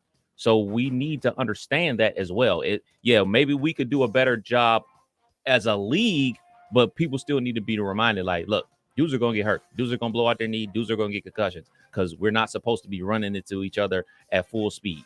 We're just not. Period. Yeah. This game is meant to hurt you. Yeah. You could put rules in place to kind of pad it a bit, but it is what it is. All right, let's try this again. The Miami Dolphins, the home team. They are 3-3, Kev. They are 2-1 at home. They do get Tua back. Keep in mind, this was a situation when Tua was healthy before the concussions. This was the hottest team in football. This was the one that heading into that Thursday night matchup against the Bengals, it was like, holy smokes, like, this is a big time. The Joe Burrow versus Tua. Tua, you could put some oomph behind his name. Like, he has his star power now. They're the home team. They're welcoming in your Pittsburgh Steelers. Who's favored and what's the line? Well, of course, Miami Dolphins are favored. All right. I'm not crazy out here. Who's favored? It's the Dolphins, and it's because of the Steelers line. But no, the line is what, Kevin? The line should be at least 6. You've been within. There's only one you've been off completely, but everything else you've been within a half a point or a point. It's a 7-point Miami Dolphins. That's fair. Spread. That's fair. So that's about right as well. The Kansas City Chiefs and the San Francisco 49ers. Oh, your buddy. 49ers getting healthier. They are the home team. They are 3-3. I talked about this earlier. We're doing our top 10 after the Monday Night Football matchup on Tuesday, that the 49ers have more players out than any other team in football, and they're starting to get some of those guys back. They're getting healthy. They are undefeated at home. They have the Kansas City Chiefs 4-2 coming in. The Chiefs just lost to the Bills in a very entertaining game, and the biggest rivalry now, obviously, Josh Allen and Patrick Mahomes. What's the line, or who wins, and what's the line, Kev? Critical game for both teams. Niners are 3-3. You don't want to go to 3-4 and messing around in the NFC West, and then you look at it from the Kansas City Chiefs point of view. You got 2 crucial interceptions thrown by Patrick Mahomes, one in the end zone and then one in the game, and you don't want to lose 2 in a row. With that being said, I think that the Kansas City Chiefs are favored by 3.5. 3.5, and the Kansas City Chiefs are favored, and they are favored by 2.5. So another point. There we go. On Facebook, by the way, William Yelly says Joe Burrow isn't a small body with neck and back problems already from college. William, please go read a book and understand how concussions work. Do you realize that Andre the mother freaking giant can get a concussion? Like, stop. Yeah, everything I say about the Bengals, you guys get freaking defensive of and have to come back. Well, Joe Burrow's a god. He's indestructible. And he very well might be, by the way. I am impressed how his legs still work. I am impressed how the guy could still stand up. I will compliment Joe Burrow on this. He has to be the toughest SOB in the damn league because that guy takes more hard hits than any other quarterback in the NFL, and he gets back up. I'll give him that. But, William, stop it. I wasn't taking a shot at your quarterback. I'm not the defensive line for any opposing team that they're playing, all right? I was simply saying Bengals fans need to pay attention and worry about how NFL teams are mishandling the perception of how to deal with concussions, because with as much as Joe Burrow gets hit, it's only a matter of time before his head bashes off the field, and then the Bengals are going to be all scared to put him out on the field because of backlash that they're going to get. I use the team that you guys like around here. Wasn't going to use the Browns because the Browns, you know what, you don't like that quarterback. You probably hope that his head bashes off the damn field. All right, up next, Kev. My goodness, again, my blood pressure was fine, but now it's just you can't say anything about that damn team. They get super. Joe Burrow's a god. Joe Burrow, you can't hurt that man. Stop it, William. Stop it, Bill. Come on now. All right, up next. What's the line? Who's favored? The Patriots. Oh, that damn Patriots team. I think they're still just hanging out in the end zone in Cleveland, to be quite honest with you. Third string quarterback. 3-3. The Browns, a backup quarterback. We all know why they lost. Come on. The Patriots, the excuse bell. The Patriots 3-3. They are the home team. They're welcoming in Justin Fields and the Chicago Bears, who are 2-4. Who's favored and what's the line? About to get ugly for our boy Fields, man. Patriots are the favorite, and they should be favored by 6. 7.5. New England, 7.5-point favorites at home. Interestingly enough, right there. All right, we close it out with our final 2 ones here. Let's go to Cincinnati, the 3-3 Bengals, who have won 2 of their last 3. They are the home team. They are welcoming in the Falcons, who are also 3-3. And the Falcons have kind of been a very interesting team this season, Kev, because this is a team that all their losses have been narrow losses. I mean, they lost by all the losses have been by one possession. They lost 27-26 to the Saints. All right, they lost 31-27 against the Rams in LA, back when the Rams were healthier. And then they just lost to the Buccaneers 2 weeks ago, 21-15. They're kind of a sneaky, they're just one of those teams where you want to pick against them because they're supposed to be rebuilding, but they're that scrappy team that you can't rule them out. Right now, Cincinnati, the home team, they're going to have their hands full. I do not think, Joe Burrow and everyone saying the next 3 games are going to define us. You're saying that because you're letting the world know we're better than these next 3 teams and we should win. Well, that's when they get punched in the mouth.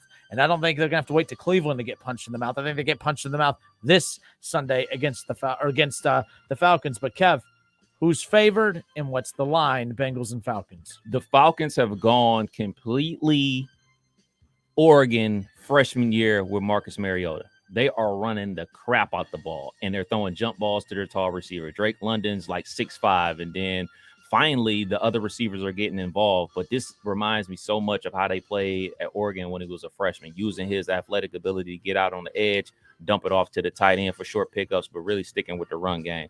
I think the Cincinnati Bengals defense is good enough to shut that down. I think the Cincinnati Bengals win the game, and I think they're favored probably by 5.5. You did it again, 6.5. The Cincinnati Bengals are favored by 6.5 coming up. And again, the defense, we'll see what happens there. We'll see. But yes, the Cincinnati Bengals are favored by 6.5. And last and certainly least, the Cleveland Browns. Oh boy. At the Baltimore Browns. The Baltimore Ravens 3-3. 3 losses have all come after leading by double digits with just a few minutes to go in these ball games. Baltimore coming off of a very tough loss last week against the Giants, and they are 3-3. Even in their win against Cincinnati, it was not a pretty win. Baltimore does not look fluid offensively, but they are the most lethal running team in football right now. Cleveland has the best running back in football, but right now the Ravens have the best running attack in football, and that's going to be their main focus because the Browns can't stop the damn run. The Ravens are the home team. They're 3-3, Kev. They are 1-2 at home. That's the thing, too. Exactly. They're 1-2 at home. But the Browns are 2-4. They're 1-1 on the road. They're reeling. Both teams are desperate, but I think Cleveland's more desperate than Baltimore. But then, no, they're both just damn desperate. We could do this game all day of who's more desperate. Ravens at home. Browns reeling. Kev, who's favored? What's the line? Ravens are favored 4.5. And I think it should probably be 3. Because the way the Ravens just only play 3 quarters, they're going to let the Browns back into the fourth quarter. That's what they've done all season to every opponent. They get up and they say, all right, game's over. Wrong. Game's not over till all 4 quarters are played. So I think Baltimore still wins. And I think they should be favored by 4.5. I'm going to go with 4.5. So the line for the Browns and the Ravens are the favorite, and they are a 6.5-point favorite at home. Just wait to the fourth quarter. They'll give you a chance to come back. In a close game. I mean, the bottom line is I don't feel good about the Browns' chances. I think they are desperate this weekend. But Baltimore, the Browns' season of just extending their chance to hang in the mix is on the line this weekend. The Ravens' playoff chances are on the line this coming up weekend. They got to win. They're not going to get eliminated. But like if you're Baltimore, there's not light at the end. Cleveland has Deshaun Watson coming at the end of the year, right? Like they have light at the end of the tunnel. They have guys that they can get healthier. The Ravens, not so much.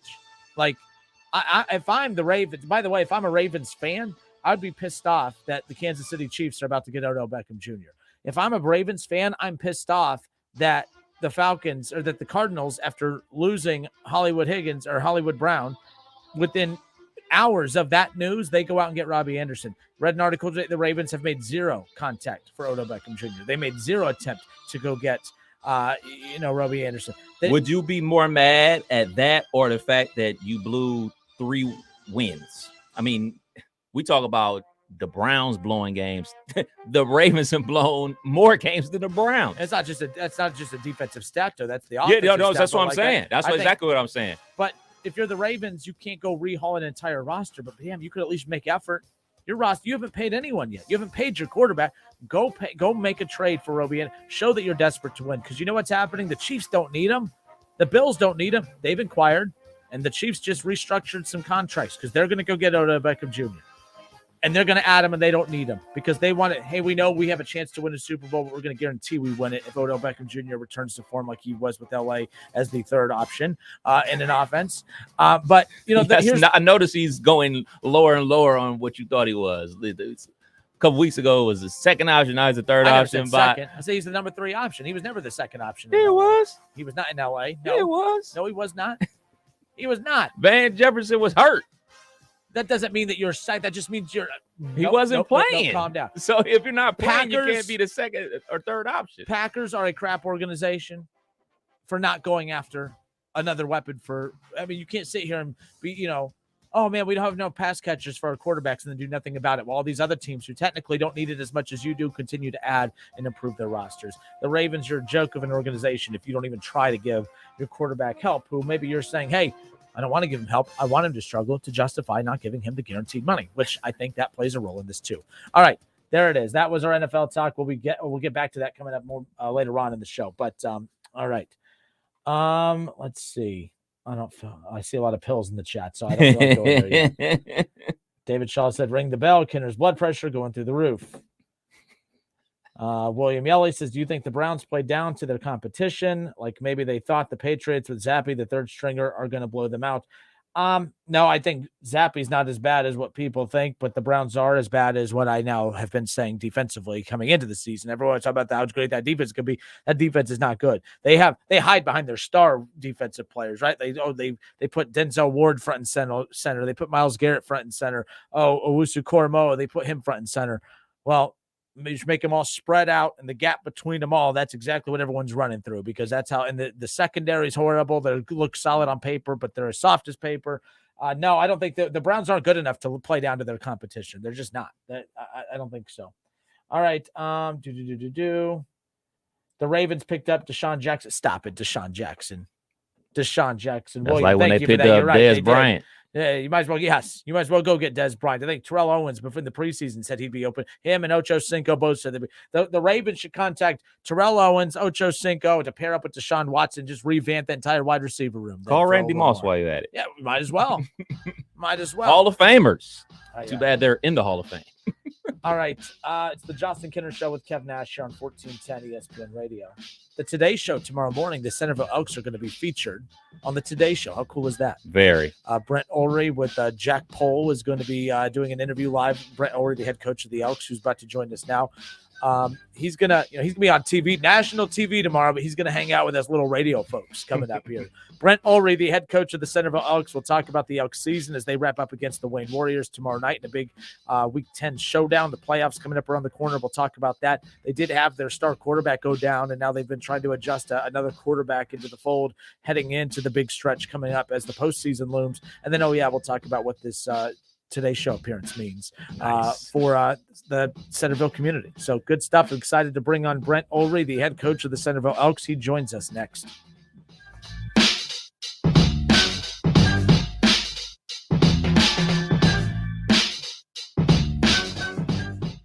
Ad paid for by the Sentinel Group. Attention Marines, military personnel, families, and contractors who were stationed at Camp Lejeune. Were you present at Camp Lejeune between August 1953 and December of 1987? You may be entitled to significant compensation. For nearly 34 years, those in the Marine Corps' base Camp Lejeune were exposed to contaminated drinking water, resulting in devastating injuries, including several forms of cancer, adverse birth outcomes, Parkinson's disease, and more. North Carolina's procedural laws have prevented victims from getting the justice they deserve. But passage of the Camp Lejeune Justice Act of 2022 would allow you or a loved one to file lawsuits seeking compensation for illnesses and injuries linked to the toxic water. Call today for your free consultation. 800-490-8291. Let our experienced attorneys fight to get you the compensation you deserve, and you pay nothing unless there's a recovery in your favor. Call 800-490-8291. That's 800-490-8291. Again, 800-490-8291. What's the best product I bought this year? Oh, that's easy. Salonpas pain-relieving patches. The proven medicines in Salonpas patches reduce my pain and let me do the things I need to do every day. In a recent clinical study, patients using Salonpas reported improved sleep, mood, and the ability to work.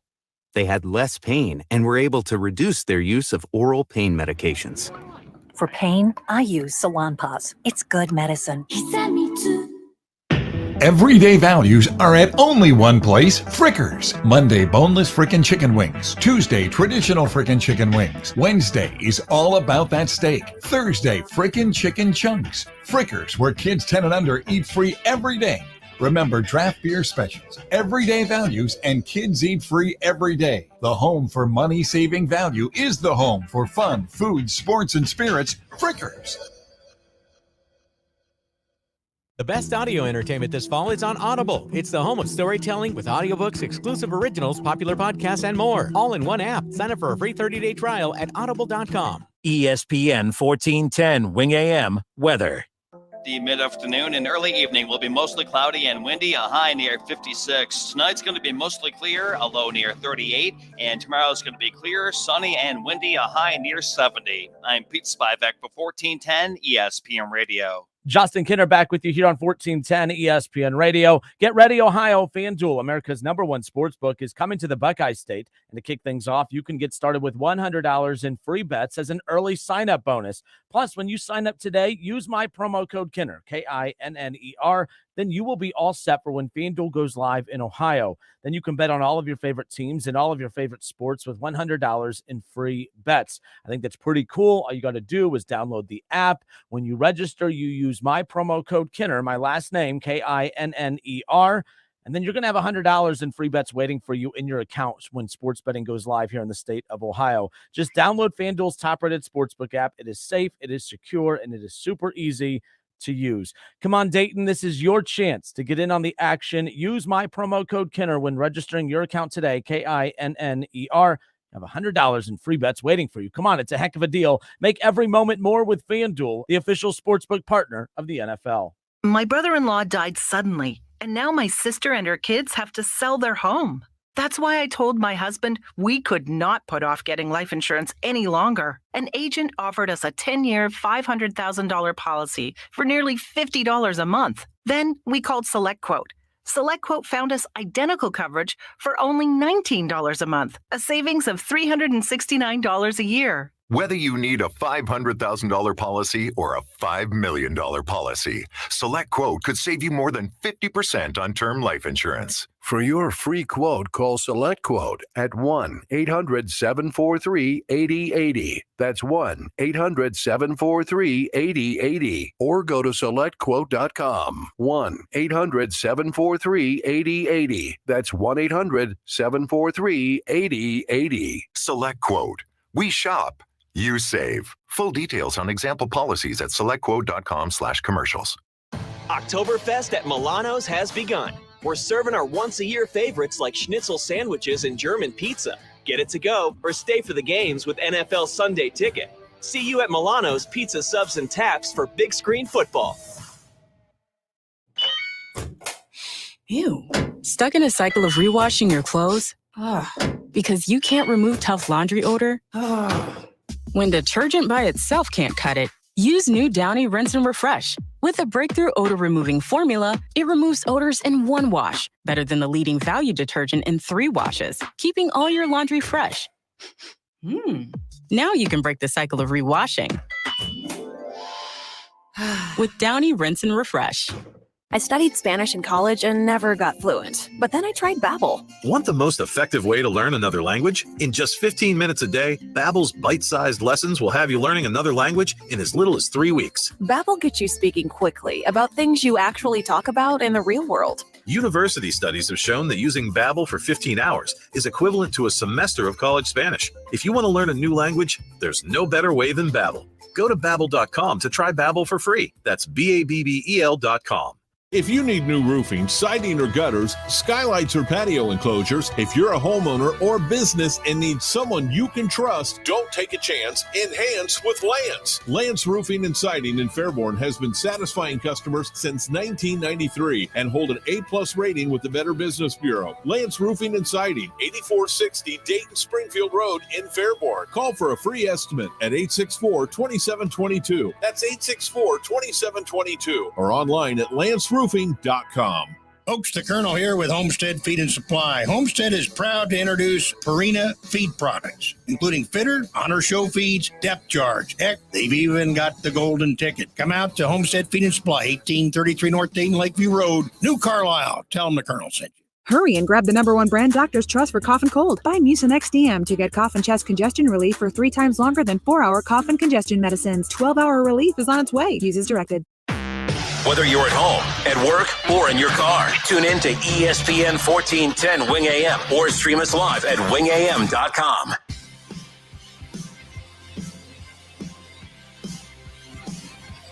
All right, everybody, we welcome you back. It's the Justin Kinner Show with Kev Nash here on 1410 ESPN Radio.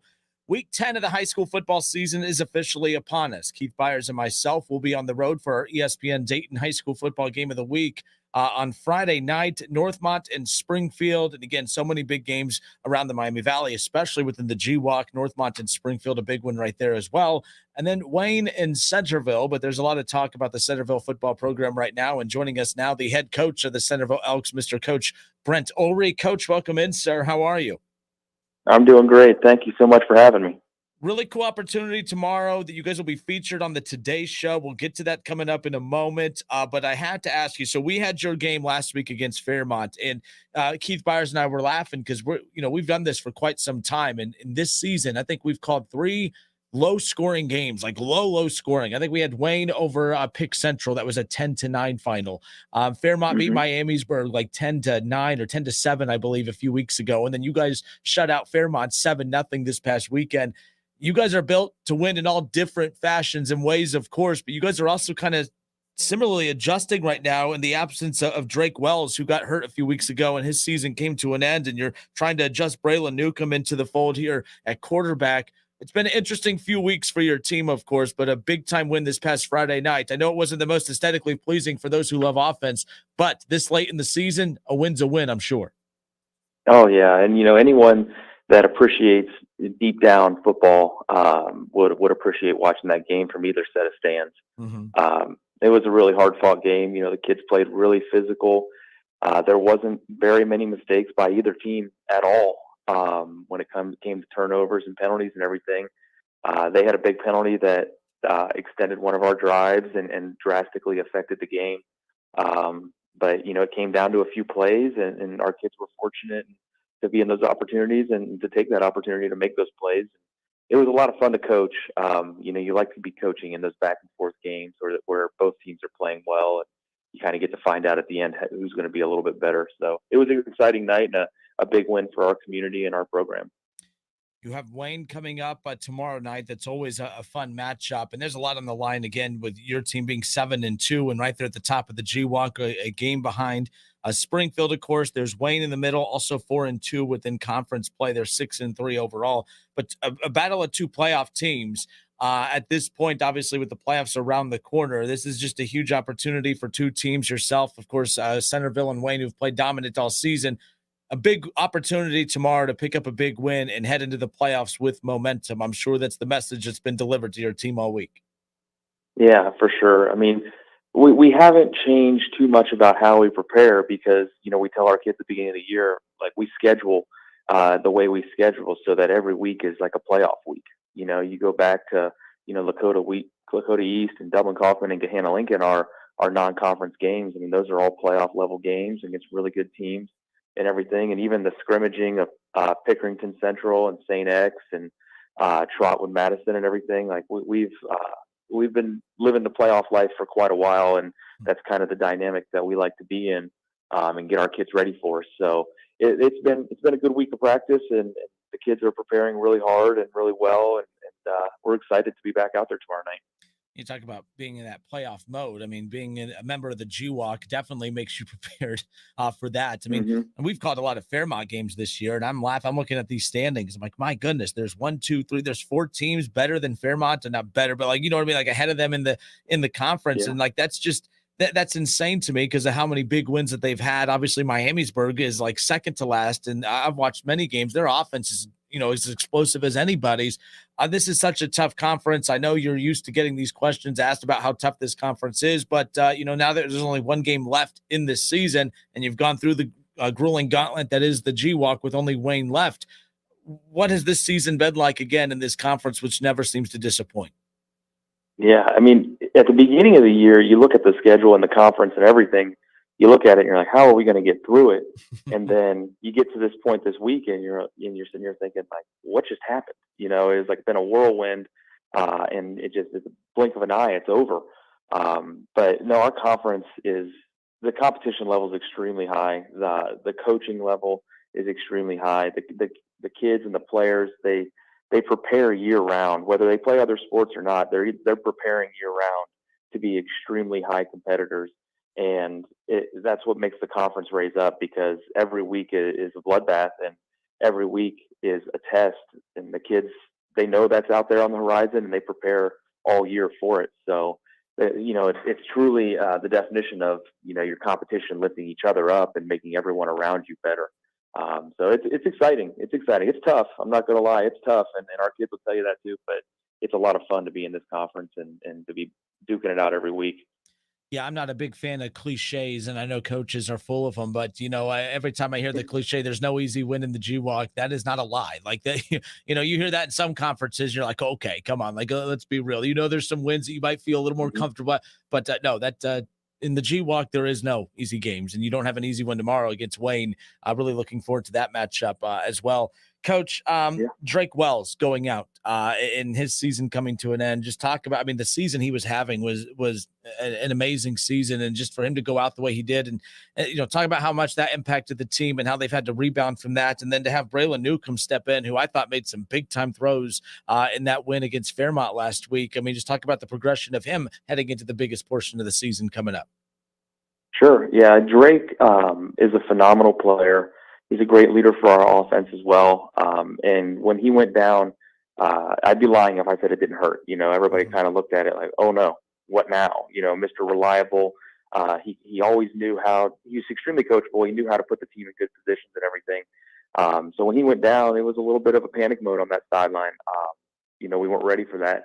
And we were fortunate. We had actually another sophomore quarterback, Gavin Montero, stepped in, executed the game plan really well. Until Braylon was able to get his feet wet. And Braylon just kind of adds that, running quarterback dynamic to our offense. And, he's extremely electric. He's extremely athletic and fast. He's going to be one heck of a wide receiver at the next level. But, for this part of the season, we need him to play quarterback. And he's done a great job embracing that role. He's super coachable. And he's got a phenomenal quarterback coach, Mike Savino, who's also a local Dayton guy, an ex-Alter quarterback. Is doing a phenomenal job getting these guys ready. I was joking around with him the other day. I was like, man, how did you know to have all these guys ready? Because I think we might be the only team in the country with 7 quarterbacks. We've got enough quarterbacks where we can just keep going and going and have guys that can actually run our offense and not just, take a snap and run around. So they're doing a phenomenal job of getting ready, and Braylon's done a great job of being humble and compelled to learn, and we're seeing that growth each Friday, and we're excited to see him grow again this Friday. How about the weapons you have on the defensive side? Reggie Powers, I have to bring him up because Kev Nash, who's not with us on the interview right now, my co-host, that's his godson, so he always speaks very highly of Reggie Powers. But yes, I told Kev I'd make sure that we get Reggie some love here on the show today, but just talk about his role on the team and obviously what's potentially ahead for him at the college level as well. Sure. Our defense is really the foundation or the backbone of our team right now. They keep us in games. They set the tone for games. They play extremely hard and extremely fast and violent. And Reggie is no different. Reggie is, one of those pieces of the puzzle over there, and they all work extremely well together. They push the ball to each other so they can make, team plays rather than individual plays. And he's got phenomenal leaders over there to follow right now. Joseph Jean-Louis and Matt Karpinski and Nick Bruder are doing one heck of a job over there, leading that defense and putting people in the right places and everything. And Reggie's doing a great job executing his role. So our defensive coordinator, John Puckett, deserves a lot of the credit as well. He's tasked with kind of moving those chess pieces around each week and putting them in the best position to be successful. And, they're an attacking defense, and that's definitely what they do. They attack. And, when they're playing well, usually the team is playing well. So we're lucky to have them to lean on, and should be no different this Friday. We're definitely going to lean on them. We have Brent Ullery with us, the head coach of the Centerville Elks. It's the Justin Kinner Show with Kev Nash right here on 1410 ESPN Radio. Big game tomorrow night, as we talked about, Coach. Centerville and Wayne, but it's a big day tomorrow. I mean, you're hanging out with us little radio folks today, but tomorrow you're going to be live on television. How about this? The Today Show will be featuring your Centerville Elks on Friday morning lights. Pretty exciting in the 8 a.m. hour tomorrow morning. This is a pretty cool opportunity, not just for your team, of course, but the community of Centerville. Pretty exciting. Talk about how this opportunity came about. Again, Centerville going to be featured on NBC's The Today Show segment called Friday Morning Lights. This is pretty cool. Yeah, it's kind of ironic. It's our second time on national NBC network television this season. We're very fortunate for the opportunity. It's pretty cool.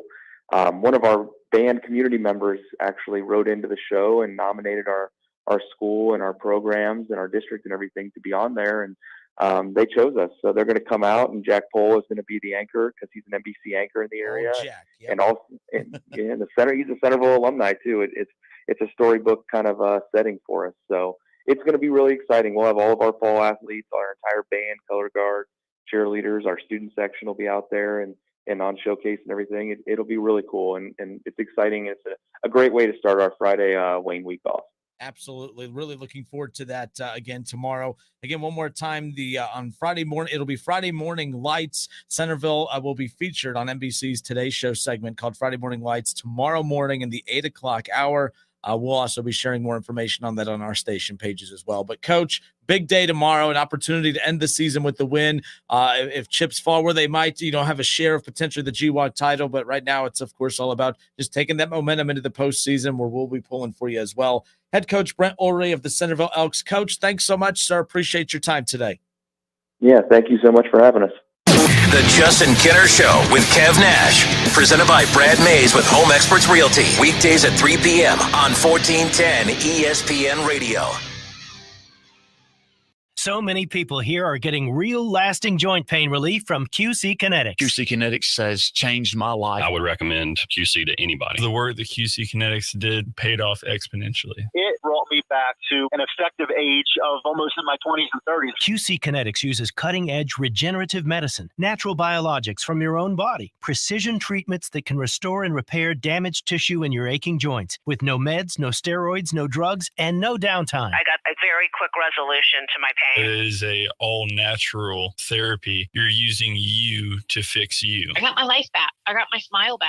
And best of all, I got my laugh back. Don't live with that pain anymore. And don't let them tell you surgery is your only option. Learn more about regenerative options from the local medical professionals at QC Kinetics. Call now for your free consultation. Call QC Kinetics, 937-936-0325. That's 937-936-0325. 937-936-0325. Hungry for a great time, maybe some great food? Then come on down to your neighborhood Submarine House. Try our Philly cheesesteaks, our oven-toasted deli subs, our mouth-watering salads, pizzas, appetizers, and more. And wash them down with a unique selection of craft beers while watching the big game on our big screens. With locations around Dayton, in Columbus, and our newest sports bar in Kettering, you're never far from a Submarine House. Subs, sports, spirits. Submarine House.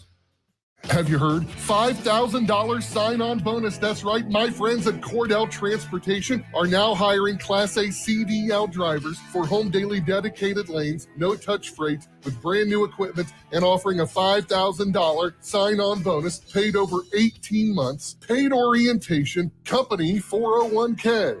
Plus, they're now hiring recent truck driving school graduates. Apply today. Online at CordellTransportation.com. Driven to succeed. Hi, I'm Sales Manager Jason High at Germain Honda Beaver Creek, proud recipient of the prestigious President's Award. We are your local Honda dealer, and we invite you to see our newly renovated state-of-the-art facility. You'll be amazed at our selection, and remember, all new Hondas come with a lifetime powertrain warranty. Visit us at Route 35, just east of 675, conveniently located near Wright-Patterson Air Force Base. Germain Honda Beaver Creek, the right car, the right price, the right way. I'll see you soon.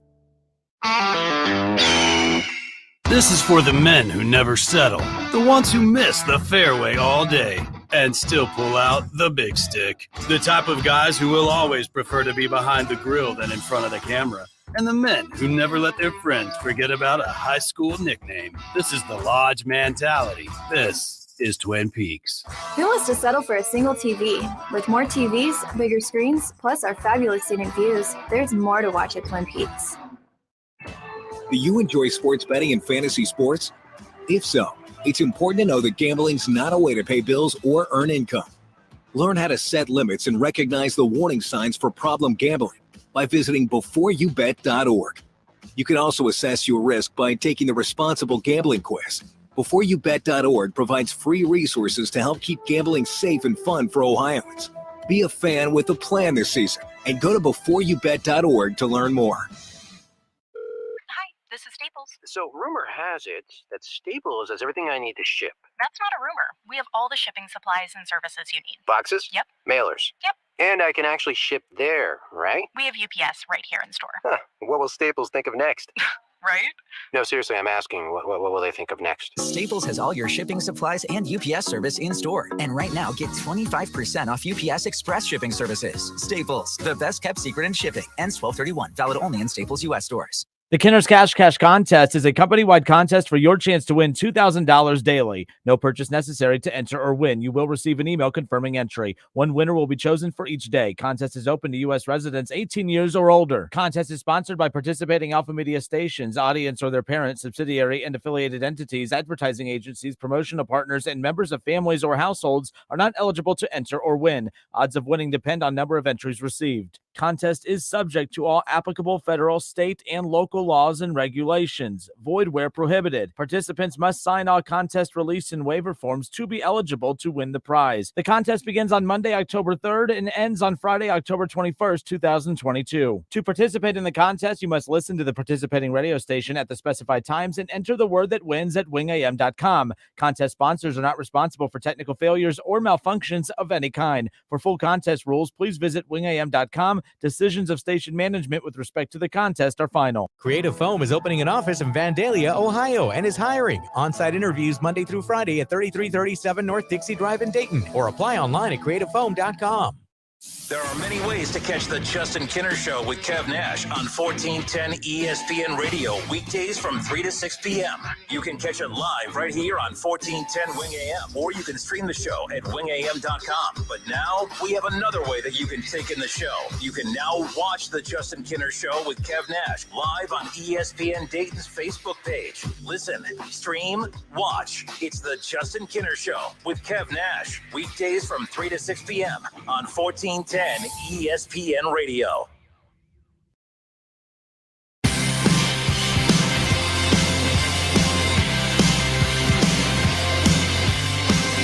Justin Kinner, Kev Nash back with you here on 1410 ESPN Radio. Sports betting will be legal and live here in Ohio in 2023, January, the targeted start date, of course. And we'll have an opportunity for you if you want a chance to have $100 in free bets waiting for you so that you can, start experimenting with sports betting. For those of you who have experience in it, great. For those of you who would love to kind of maybe dabble in it but don't want to lose your own money, you want to lose, some free money, well, download the FanDuel Sportsbook app. And when you register your account, use the promo code Kinner, my promo code Kinner, Kinner. And when you type in my last name, Kinner, into your account, you will have $100 in free bets waiting for you. So take advantage of that. Obviously, you can't place bets now, but for a limited time, while you have that opportunity to download the app and use my promo code, you'll have $100 in free bets put into your account. So take advantage of that article. Then you can bet on all of your favorite teams and all of your favorite sports with $100 in free bets. Just download FanDuel's top-rated sportsbook app. It is safe, secure, and super easy to use. Come on, Dayton. This is your chance to get in on the action. Join today using my promo code Kinner. Make every moment more with FanDuel, the official sportsbook partner of the NFL. Kevin, interesting. The NBA G League draft is coming up. And according to Mark Stein, you remember Mark Stein used to be with ESPN? He was actually one of my favorite NBA analysts before leaving.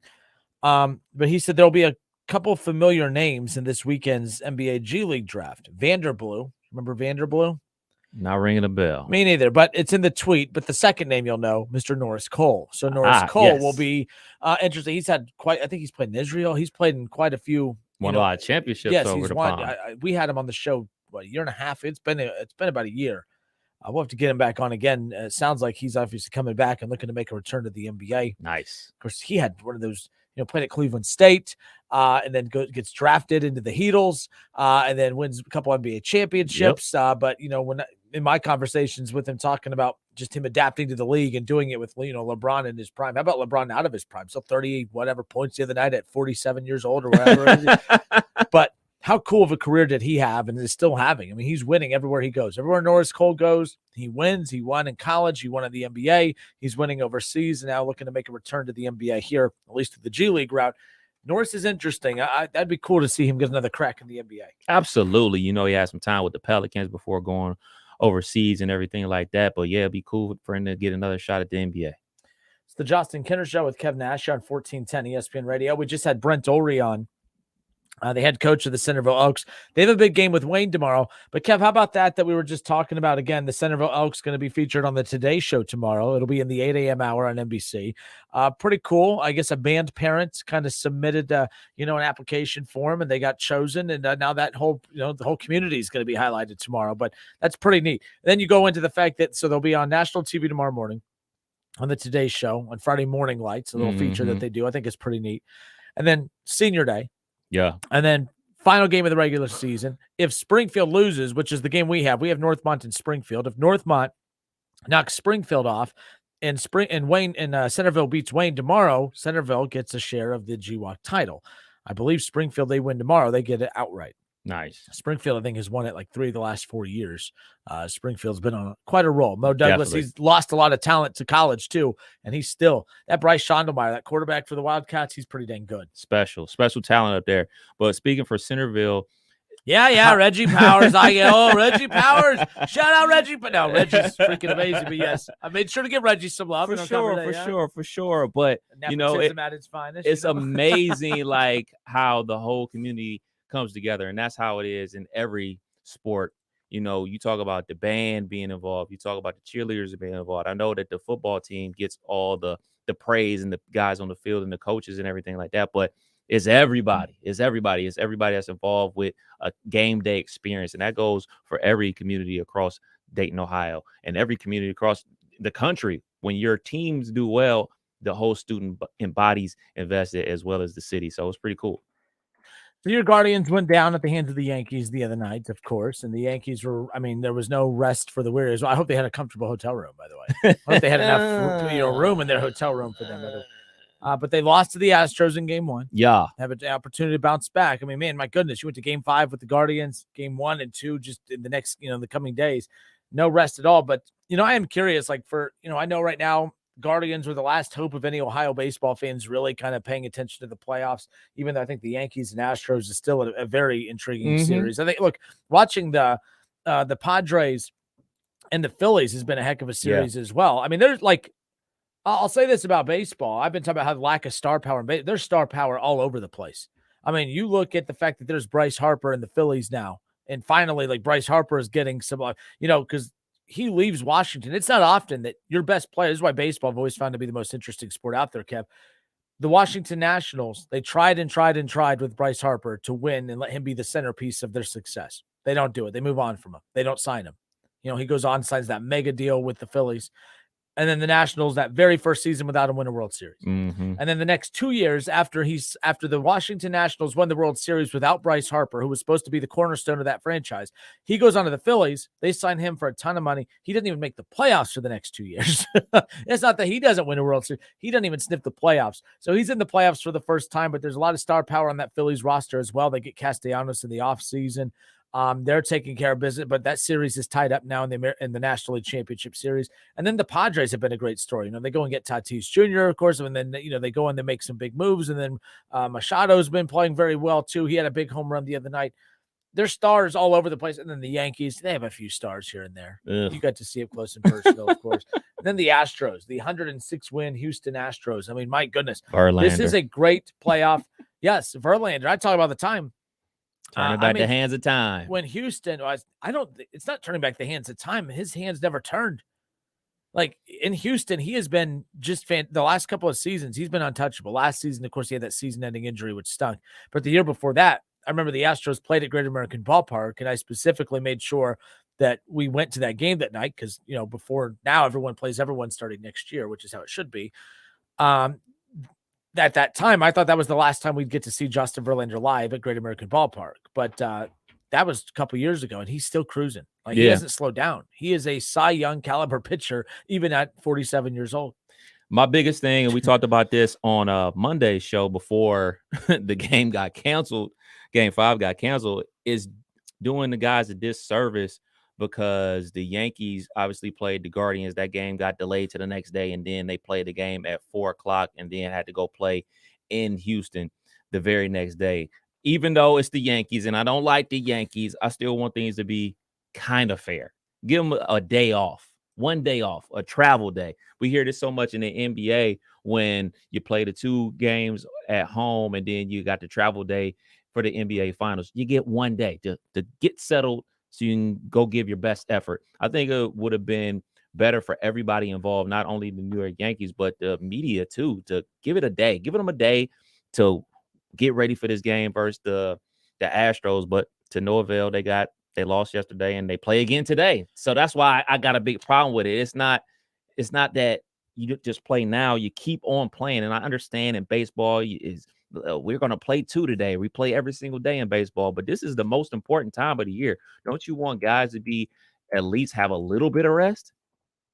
I mean, yes and no. So I'm on 2 sides of this. For one, the regular season, you get 4 off days a month.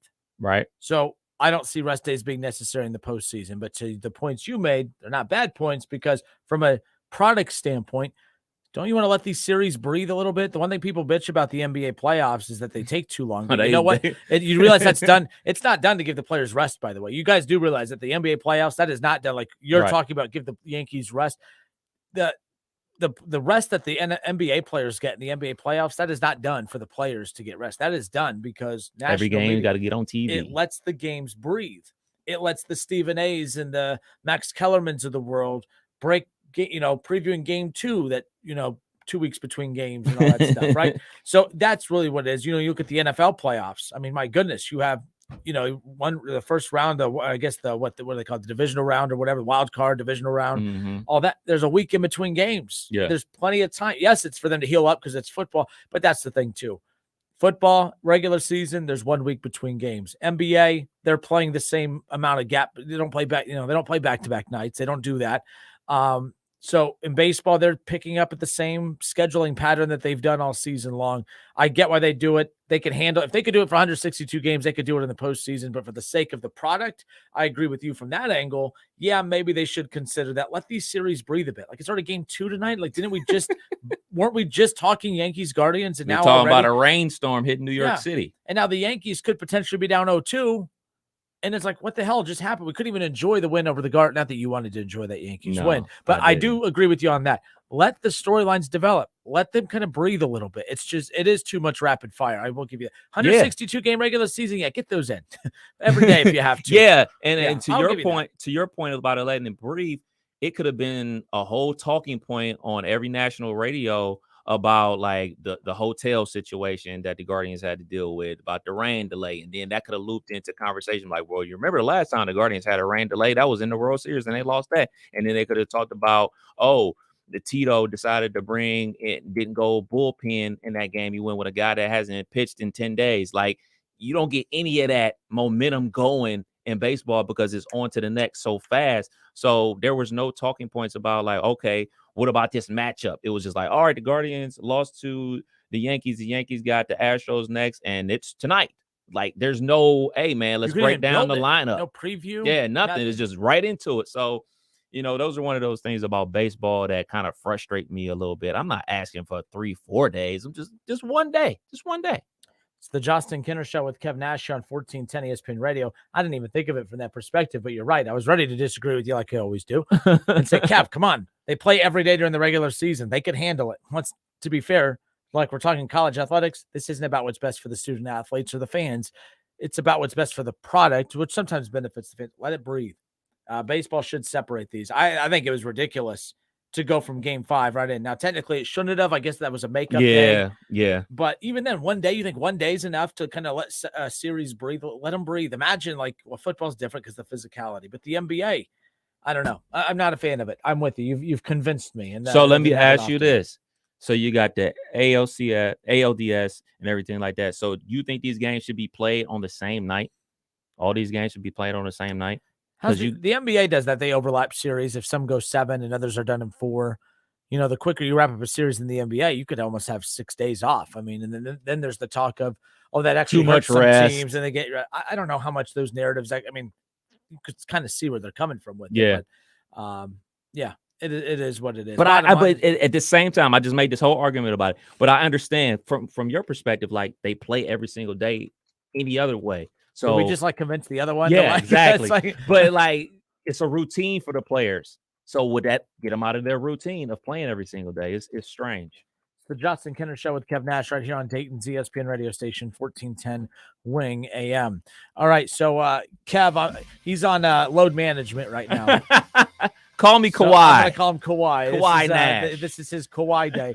So you're stuck. Kev is bolting. You're stuck with me for the rest of the show. Good luck. More hour. There is no bell. There's no Don't hater touch mic. my bell, dog. To be fair, I found the hater mic. Oh, goodness. Good luck, y'all. It's dead. I can't find the charger. So I think it's even worse. I think you brought the mic back, and then someone forgot to bring the charger back. How convenient. How did I forget to bring your charger for your mic? You're the one that hates it. Don't ask me. I love the damn hater mic. All right, folks, good stuff. Hour 2 in the books. Hour 3 coming up. We've been waiting for something like this to happen in college football. Kev, I know you'd love to get into this. We'll get into this tomorrow with you as well. But there's a player at Oklahoma State. He's been battling a couple injuries. But you know what? He hasn't quit the season yet because Oklahoma State had a shot until they lost last week. Now their season's done, technically, right? Well, guess what? Now this star player, a top 10 future NFL draft pick, has announced that he's done for the rest of the season. Oklahoma State, their season's done. He's done too. Is this going to be a pattern we see throughout college athletics? We'll talk about that to kick things off in hour 3.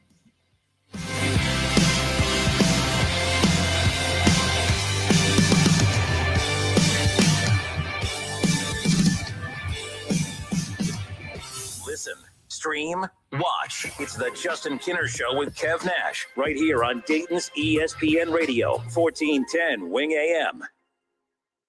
Hey guys, this is Keenan Thompson. I have a problem with you. Yes, you. None of y'all told me that AutoTrader has millions of new and used cars that I can shop from home. I thought we were friends. I put smiles on your face, but I'm not smiling. No one told me that with AutoTrader, a dealer can deliver cars to my home or that I could shop by price on AutoTrader. No one. Consider this friendship that you just learned we had officially over. Finally, it's easy. AutoTrader. That's the sound of a crack in the ceiling found at a home inspection. But with a Realtor by your side, a newfound leak might only cause minor worries. With their expertise, a Realtor can suggest a credit at closing and even connect you to a contractor to help you shore up that leak and alleviate your worries. When it comes to cracks in your plans, the expertise of a Realtor can make all the difference. The difference between an agent and a Realtor is real. Realtors are members of the National Association of Realtors. That's who we are. Make sure your home's heating and cooling system is in shape for the season with the experts and community trusted service that you can rely on from William Brockman & Sons Heating and Air Conditioning. We're offering exclusive savings opportunities on the new Lennox system. Call William Brockman & Sons Heating and Air Conditioning at 937-222-8638 today or visit us online at DaytonHeatingandCooling.com. Conditions apply. See dealer for details. Ohio license number 14911. My brother-in-law died suddenly, and now my sister and her kids have to sell their home. That's why I told my husband we could not put off getting life insurance any longer. An agent offered us a 10-year, $500,000 policy for nearly $50 a month. Then we called SelectQuote. SelectQuote found us identical coverage for only $19 a month, a savings of $369 a year. Whether you need a $500,000 policy or a $5 million policy, SelectQuote could save you more than 50% on term life insurance. For your free quote, call SelectQuote at 1-800-743-8080. That's 1-800-743-8080. Or go to SelectQuote.com. 1-800-743-8080. That's 1-800-743-8080. SelectQuote. We shop. You save. Full details on example policies at SelectQuote.com/commercials. Everyday values are at only one place, Frickers. Monday, boneless frickin' chicken wings. Tuesday, traditional frickin' chicken wings. Wednesday is all about that steak. Thursday, frickin' chicken chunks. Frickers, where kids 10 and under eat free every day.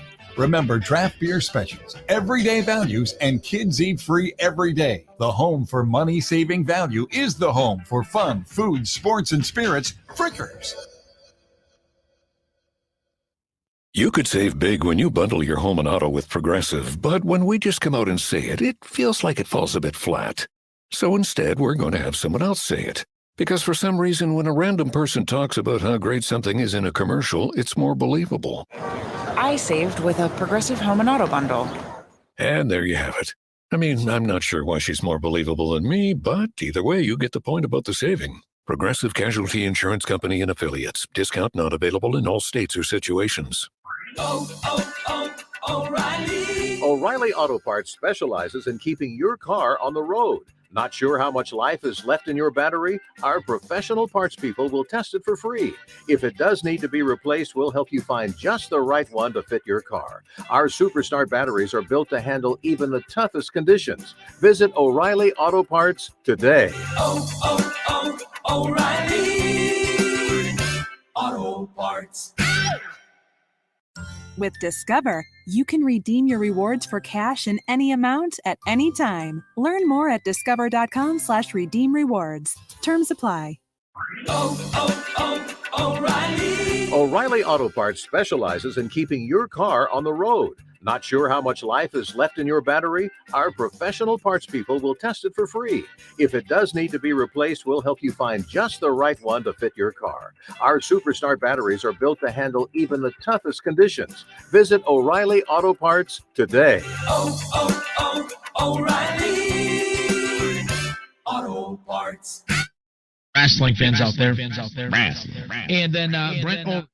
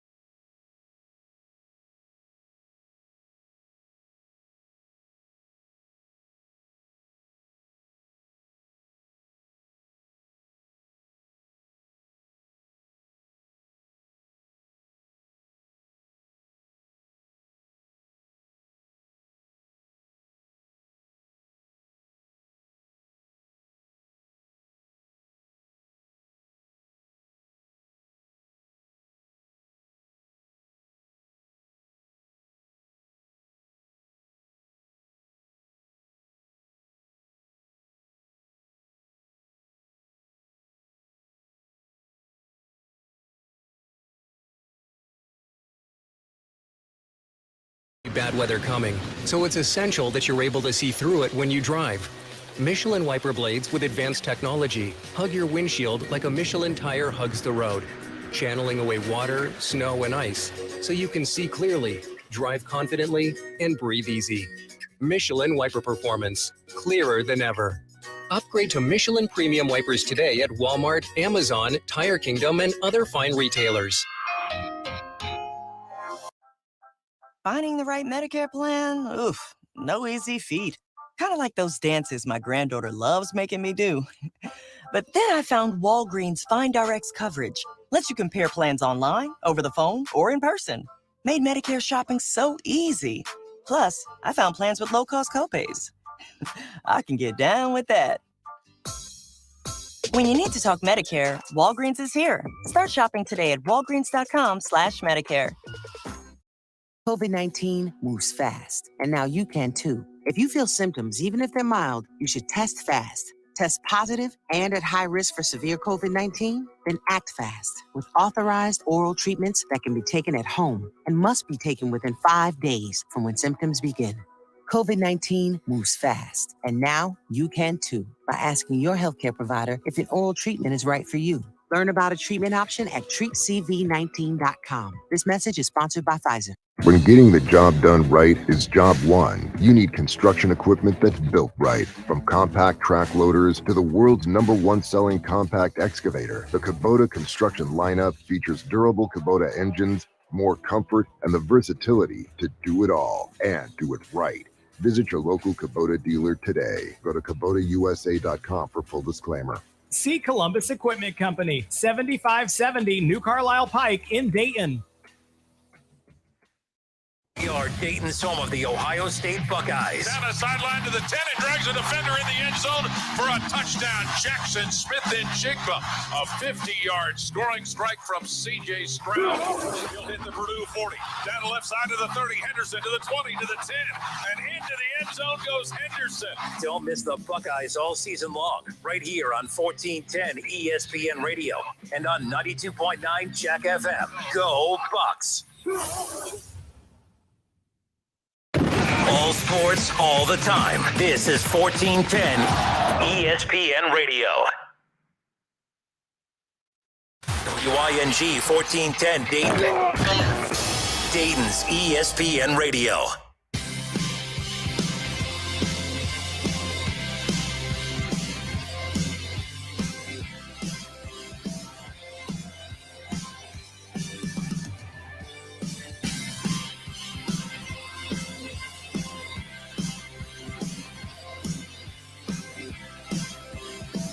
Justin Kinner back with you here on 1410 ESPN Radio. Shout out to Coach Ullery, Brent Ullery, the head coach of the Centerville Elks, for taking time and joining us last hour. We also had WWE superstar Austin Theory. He jumped on the show ahead of WWE's Saturday night main event show coming to the Nutter Center. We have plenty of tickets that will be given away, and all you have to do is register at wingam.com. Head there now, and we'll be contacting winners here by the end of tomorrow's show. But it's going to be a good lineup. Of course, Austin Theory, who's going to join us, Kevin Owens, and some others are going to be there as well. Ronda Rousey. So make sure you are registering at wingam.com for your chance to win a pair of those tickets. Okay, so an interesting story out of college football that I wanted to dive into. It caught my attention. Oklahoma State, the number 11 team in the country, was undefeated before their loss against TCU this past weekend. They got like a big game against Texas coming up. They had beat Central Michigan, Arizona State, Arkansas, Pine Bluff, Baylor, Texas Tech, and they just lost to TCU in a close one, 43-40. Oklahoma State was that quiet team off in the corner that nobody was paying attention to that I thought was going to benefit that program, because while everyone was focusing on, oh man, what if this team loses? What if what if Alabama loses, right? And what if Alabama loses? What if Tennessee loses a close one? What happens if you have Georgia, Alabama, Tennessee, Ohio State, Michigan? You have all these teams, a big cluster for 4 spots. Everyone's paying attention to, and Clemson, of course, add them to the mix as well. Well, we're focusing on that Oklahoma State was quiet enough to the corner. And then they lose. They lost a close one to TCU, as I mentioned. 43-40. TCU still undefeated out of the Big 12. The Big 12 still has a shot. Now TCU is that lone team over there that no one's paying attention to, that they need to look out for. But I bring this storyline up because Oklahoma State had everything to play for up until this past weekend. We know the Big 12 is not strong enough to be able to put a one-loss conference champion into the playoff. A one-loss Ohio State or Michigan Big 10 champion will be put into the playoff before, honestly, almost an undefeated Big 12. But a undefeated Big 12 would still feel pretty confident. But Oklahoma State's officially out of it. Okay, a one-loss Alabama team could still get in. A one-loss Tennessee team, if Tennessee, who beat Bama, if Tennessee, beats Georgia, and then Alabama beats Georgia in the SEC title game, you see what I mean? Like, it's going to be a very wonky scenario. So a one-loss team can get in, not a one-loss Oklahoma State team. So I bring this up because now that there's nothing to play for, now what? Every year we're about as it's mid-October, we're past the mid-October point. Damn, it's already October 20th already. My goodness. We're about a month and a half away from getting into the conversations about, man, these athletes today are ridiculous. They don't want to play. They don't want to play in these meaningless bowl games. If the college football playoff, if they're not playing in the college football playoff, to them, it means absolutely nothing.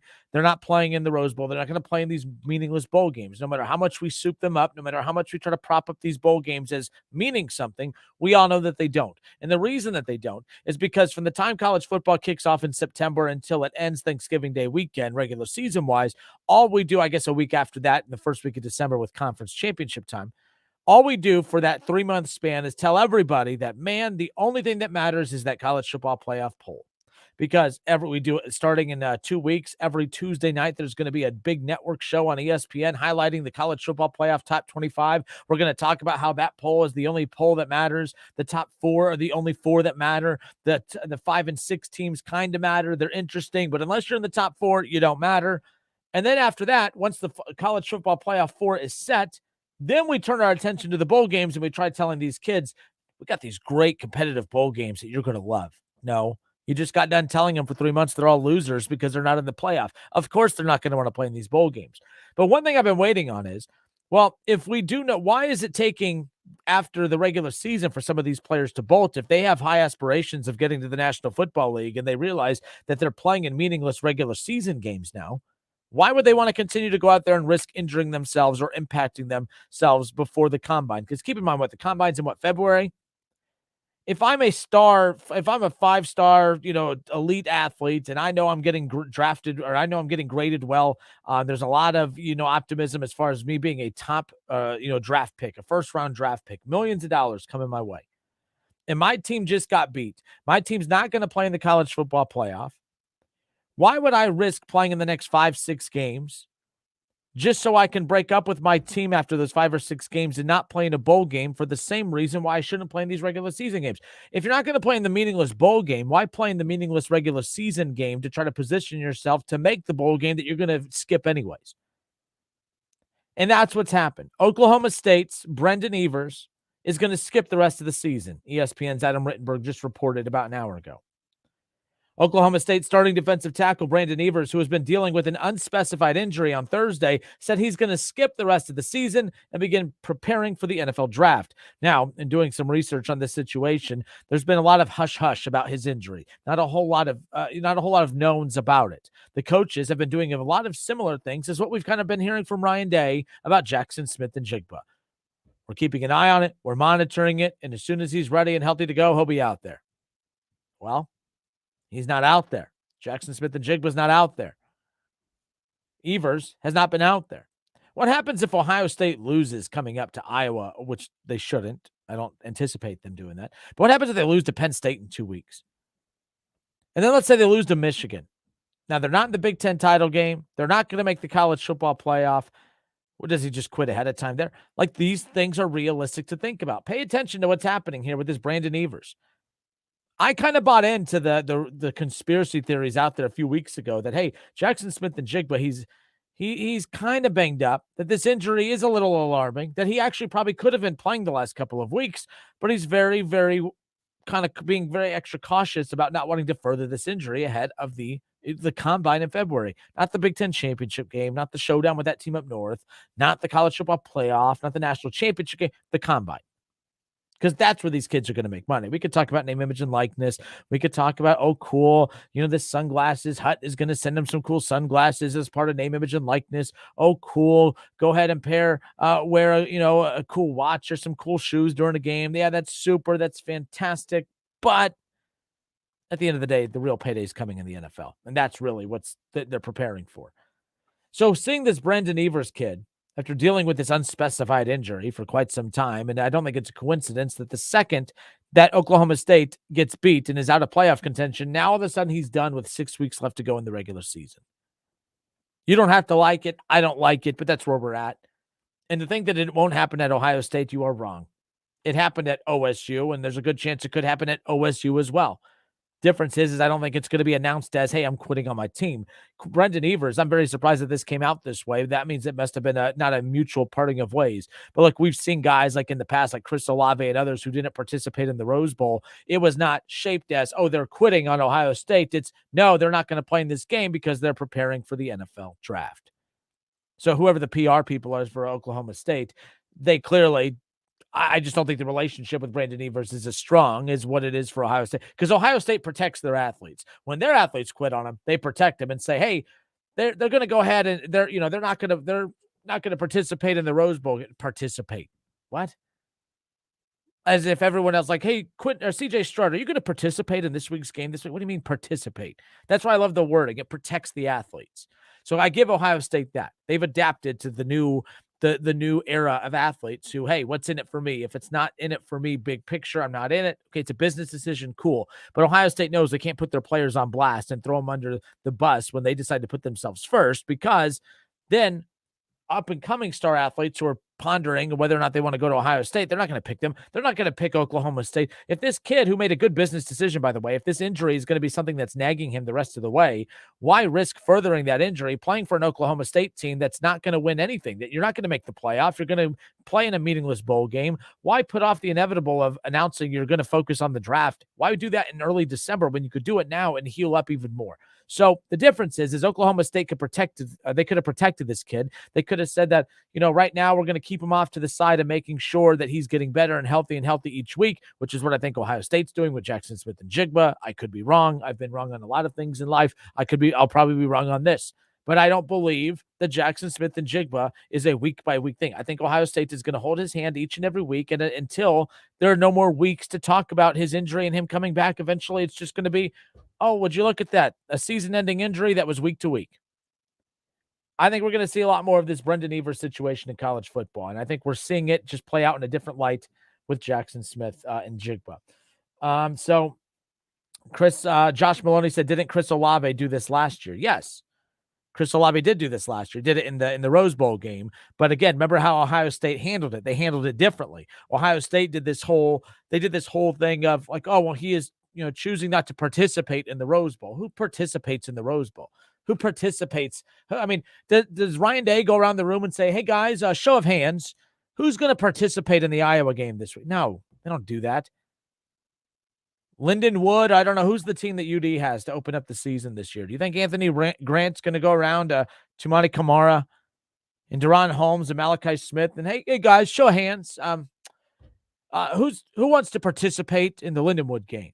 Who wants to participate? No. The wording is always interesting to me. When Ohio State announced last year that Chris Olave and Garrett Wilson were they chose not to participate in the Rose Bowl, I just got a good kick out of that. The phrasing was just interesting. And if you notice, Oklahoma State did not believe that. David Shaw says, I believe the reason the Cowboys didn't protect this player is because they are still in the Big 12 title hunt.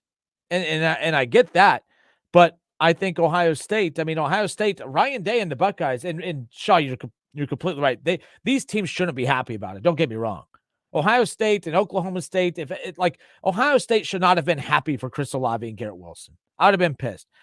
Chris Olave, Garrett Wilson, you're going to skip the Rose Bowl. You're going to bail on us and say it's a meaningless game, a game that we're working our ass off to prepare for. You're going to tell us it's a meaningless game because you're going to go off and enter the NFL draft, a draft that, yes, you're in position for because of all the hard work that you've done, but because of the hard work that we've done. The reason people want to come to Ohio State is because you come here, you develop here, we develop you. Yes, you play a role in your success, but so do we. So don't, we're going to get you to the finish line to where you get to your desired finish line, but you're not going to help us get here.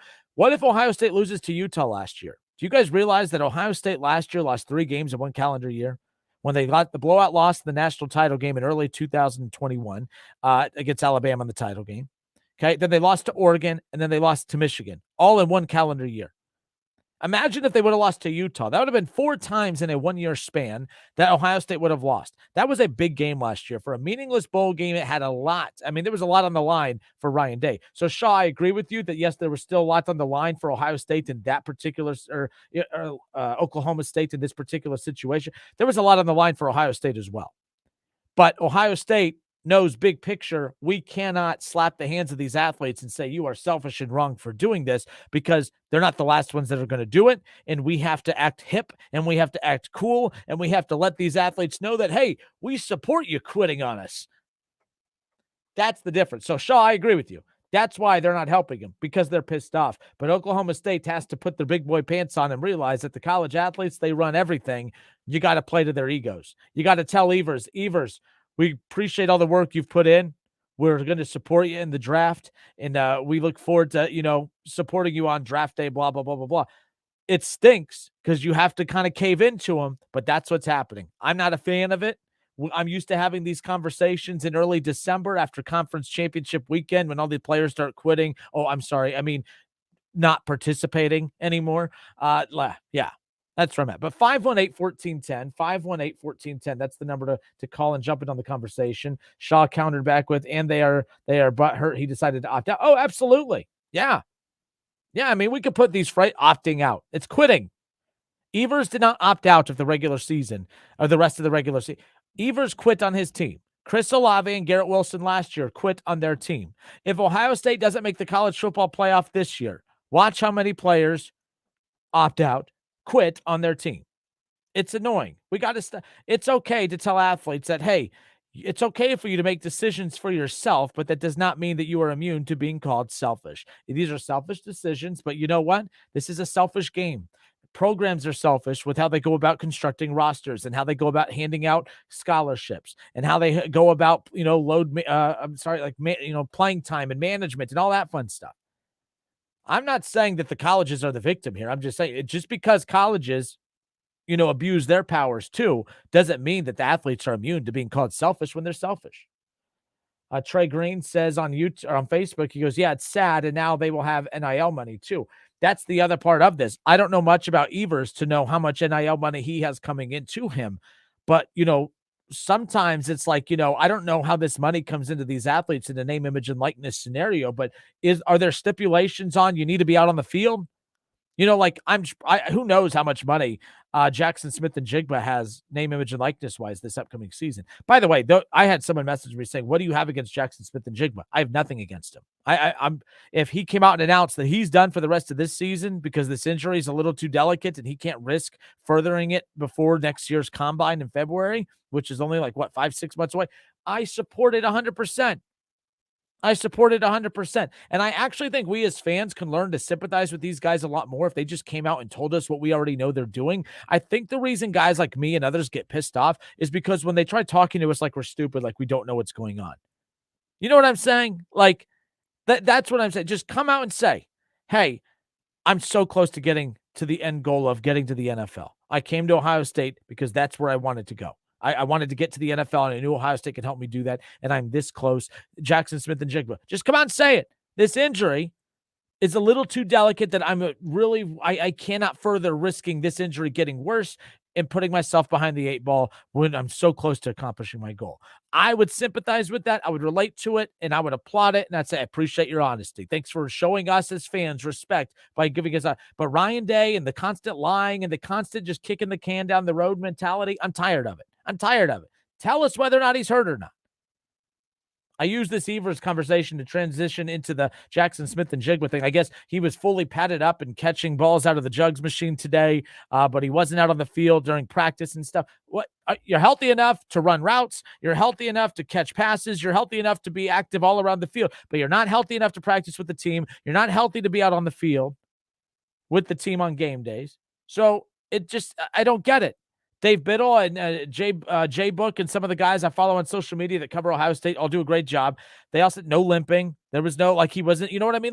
Play or just announce that you're not going to play because you're focusing on the NFL. I can sympathize with that. But what I don't want to see is don't talk to us like we're dumb, Ryan Day. Don't talk to us like we don't know what's happening.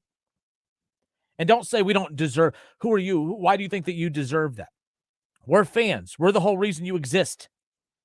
Not Jackson Smith and Jigba, but the Buckeye program. I hate when they do the holier than thou thing. Why do fans feel like they're entitled? What do you mean fans feel like they're entitled? The fans deserve to know because they're the ones paying good money and spending their time watching you. Tell them they deserve to know more than anything. Stop talking to fans like they're dumb. Sorry for getting fired up with this, but it is what it is. Kenny Grubb says, you should have Shaw fill in for Nash sometime. You guys are getting along. Not getting along. We're just not fighting, Kenny. There is a difference there. Shaw says, I think it would work, but the problem is I don't know how to do Kev's behind the scenes. No, Shaw, it would not work. It would not work. I cannot deal with you 3 hours a day. It's bad enough the 3 hours a day I technically deal with you from a Facebook standpoint. Absolutely not. All right, it's the Justin Kinder Show with Kev Nash right here on Dayton's ESPN radio station, 1410 Wing AM. 518-1410. Am I wrong, folks? Am I being a little too harsh on Ryan Day and the Buckeyes here? This Jackson Smith and Jigba thing, I'm going to kill the music real quick. The reason I'm so fired up about this is because I'm watching that Tennessee game and that Alabama game over the weekend. I'm terrified of Tennessee and Alabama. Terrified. Like, did you not watch what I watched? Did you not watch what Hendon Hooker did, by the way, this past weekend? Did you not watch what Alabama's offense did as well with Bryce Young and injured Bryce Young? While you're focusing on the fact that they gave up 50 points, you forget the fact that they also put up 48 points. Bryce Young is the real freaking deal.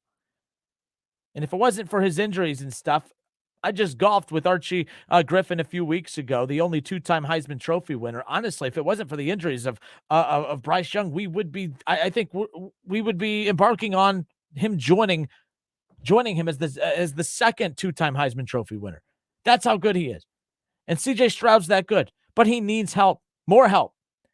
Oh, but look, this offense, they're number one and everything. Look at the bad teams they're playing. Of course.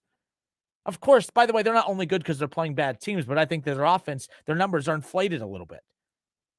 You go out like Alabama's bad defense is not the same as a bad defense in the Big Ten. Big Ten bad defenses have no NFL talent. The bad NFL defense or the bad Alabama defenses have some NFL talent on it. Do you see what I'm saying there? Like there's a difference. A bad Alabama defense is not the same as a bad Maryland defense, right? Am I wrong in saying that? I don't know, man. I don't know. I don't think I'm being that dramatic here. I think I'm being very realistic, and I suggest that Buckeye fans do the same thing. I'm getting tired of it. On my Facebook page yesterday, I got irritated because it wasn't, it was what? Oh, Dayton, or not Dayton. Who was it? It was 24/7 Sports. Sorry, 24/7 Sports. And they put out an article that really ticked me off because it was mocking Alabama. It was mocking a ESPN analyst. I don't even know who it was that basically said if the playoff numbers came out today that they would have Tennessee number one. Let me find it. It's on my page. By the way, follow the Justin Kinder Show Facebook page. I really appreciate it. So here it is. Ohio State Buckeyes on 24/7 Sports. One prominent college football expert has clearly lost his mind. That's the headline. That's the headline. One prominent college football expert has clearly lost his mind. ESPN analyst picks Tennessee number one in early playoff rankings. Now, that stuff ticks me off because Ohio State, I don't know what their media is so obsessed with Alabama for in Tennessee. They're obsessed with them. They're obsessed with. You notice that Ohio State, that they're not worried about the fact that Michigan's ranked at the top. They don't even talk about Michigan anymore. They're talking about Alabama and Tennessee. Ohio State didn't play last weekend, and now the fanboy media is coming out, and they're worried. They're trying to make fun of Alabama and make fun of Tennessee and make fun of any sports analyst out there that gives them props because, oh, it's the SCCSPN, right? Right? That's what it could be, or it could just be common sense that we actually just watched two of the top teams. Ohio State is one of the top teams in college football, by the way. Tennessee is number one because, for one, their offensive numbers are very similar to Ohio State's, and the difference between Ohio State and Tennessee's putting up the similar numbers as Ohio State against real competition, while Ohio State's not. So I'm getting tired of fanboy media doing this bull crap where they're going to make fun of analysts who pick Tennessee as number one in early playoff rankings when, by the way, if the college football playoff rankings came out today, Tennessee is the number one damn team in the country. 4 top 25 wins, including a win against Alabama. Folks, can you imagine? Imagine. Let me pull up something real quick. Because while I'm sitting here talking about Tennessee, I just need to make sure of something. Because I'm going to put some Buckeye music behind it. That way you guys really get into the spirit of things here. Okay? Tennessee. Okay? With what they've done this year. Can you imagine if this was Ohio State's schedule? If you guys try to defend a win over a very embarrassingly, historically bad Notre Dame team this year, by the way. Imagine what you would do to defend this resume. What if Ohio State would have beat number 17 Pitt? What if Ohio State would have beat number 20 Florida? What if Ohio State would have beat number 25 LSU? And what if Ohio State would have beat number 3 in the country, Alabama? Now, Justin, Florida and LSU, they're not ranked now. You would not have broke it down that way. You're still trying to use Notre Dame as a ranked one. And let's spin it all away again. Imagine if you would have beat top 20 Florida, top 25 LSU, and number 3 Alabama in 3 straight weeks. If Ohio State did that, O-H-I freaking O, baby. We would just, oh my goodness. Brutus Buckeye would be doing cartwheels all through Columbus here into Dayton. You'd be inviting him over for dinner. You would be screaming from Tennessee's mountaintop that Ohio State should be the number 1 team in the country. But when Tennessee has this resume, you guys have the nerve, and fanboy media drives me crazy. Fanboy media sits there and says, oh my gosh, this reporter must have lost his mind. This is the quote. One prominent college football expert has clearly lost his mind. Really? Coming from the fanboy Ohio State media site that is Ohio State Buckeyes on 24/7 Sports or Bucknuts or whatever the hell it is, the ultimate fanboy site. They're going to come out and say one prominent college football expert has clearly lost his mind because they picked the team that has 4 top 25 wins, including a win over Alabama, to be the number 1 team in the country, while Ohio State hasn't done a GD thing all season. Really? That's what we're doing. I'm the biggest Buckeye fan out there, one of them. I'm very realistic, though. Tennessee, I'm sorry for repeating myself all week, but I'm nervous about Ohio State. I'm nervous about Tennessee and Alabama and what they would do to Ohio State's defense. And the reason I say that is because the defense can't get better between now and then, but Ohio State's offense can only continue to get better. They can get Mayan Williams and Trevion Henderson back and get them rolling at the same time. You can have Marvin Harrison Jr. and Ibuka and Jackson Smith and Jigba. Can you imagine? Oh, with Stover, by the way. Stover, Jackson Smith and Jigba, Ibuka, Marvin Harrison Jr., Mayan Williams, Trevion Henderson. Now I pick the Buckeyes over any of those teams. Do those guys help stop them on defense? No. But that's fine. If Ryan Hooker wants to walk down the field, score a touchdown, guess what? The Buckeyes will either run down the field and score a touchdown or march down the field and C.J. Stroud will throw for a touchdown. Alabama, Bryce Young, great weapons. That's fine. Doesn't have nearly as enough weapon firepower to go up against Mayan Williams, Trevion Henderson, Marvin Harrison Jr., Ibuka, Jackson Smith and Jigba. Jackson Smith and Jigba, if he's not out there, they're not winning a national championship. They're not beating Alabama. They're not beating Tennessee. That's all I got to say about that. 518-1410. I'll be right back.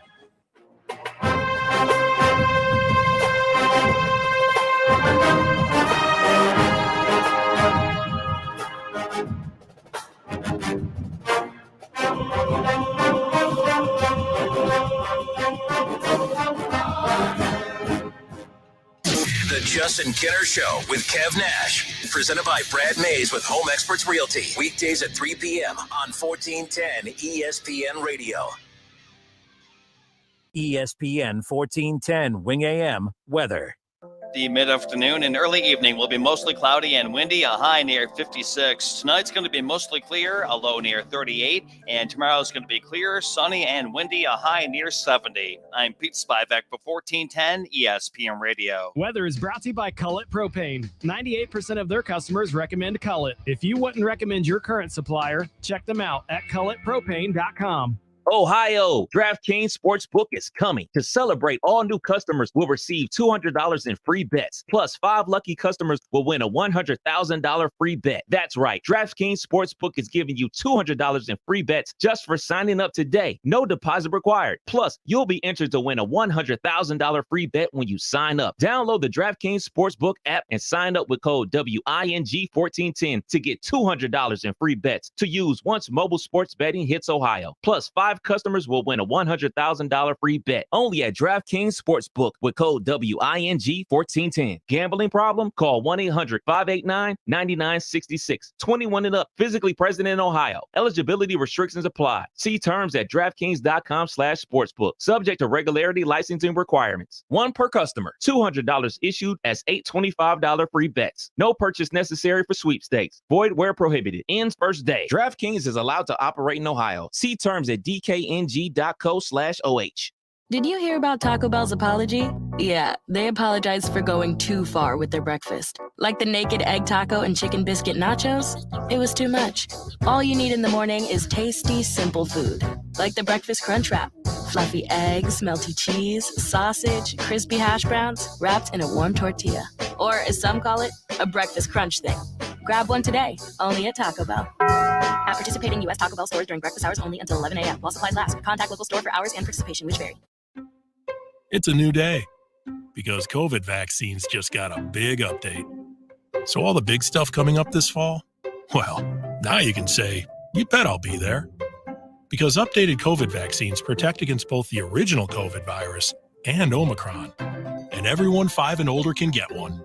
So this is a moment we've all been waiting for. Find updated COVID vaccines at vaccines.gov. We can do this. Paid for by the U.S. Department of Health and Human Services. Buckeye football season is back. That means tailgating and parties for the big game. You need the Lee's famous recipe Buckeye Bucket. It comes with 25 pieces of the delicious jumbo breast strips for only $44.99. Of course, you can add a few of their famous country side items, buttermilk biscuits, gallons of fresh brewed Lee's iced tea, or lemonade. You have the perfect recipe for a tailgate or watch party. Cheer on the Buckeyes this weekend with a Buckeye Bucket. Order today. There's never any FOMO with the iHeartRadio app. You won't ever have to miss out on your favorite shows and contests with this radio station again. Radio 24/7, 365. We're here when you want us. Stay connected and listen anywhere when you download the free iHeartRadio app. Smart businesses are always looking for ways to improve. Better workdays can start with Cintas. Your dedicated Cintas service reps help make sure you have what you need when you need it. We'll stock your essential cleaning products, deliver hygienically clean workwear, inspect your fire extinguishers, and provide first aid and safety supplies. Cintas is with you every step of the way, so you stay a step ahead. Visit Cintas.com. Oh, I'm ready! And get ready for the workday. God, I'm so stressed. Our business is growing. We've got people all over now. Ooma. What is that? Meditation? I'm recommending Ooma and their all-in-one phone, video, and collaboration solution. Ooma? Yep. Switching to Ooma is a cinch. Just $24.95 per month per user, plus taxes and fees. Ooma. Now you're feeling it. Visit Ooma.com. That's OOMA.com to learn more. Ooma. Smart communications for the smarter business. With Discover, you can redeem your rewards for cash in any amount at any time. Learn more at discover.com/redeem rewards. Terms apply. You want more local content from Dayton's ESPN radio station, 1410 Wing AM? Make sure you subscribe to the WING 1410 Dayton YouTube channel, where you can watch all your local shows live, or go back and rewatch previous episodes of The Justin Kinner Show with Kev Nash, The Keith Byers Show, Talking Out Loud with Sully, and more. College football playoffs, Browns, Bengals, Buckeyes, and more. Catch the Keith Byers Show Mondays at noon on 1410 ESPN Radio.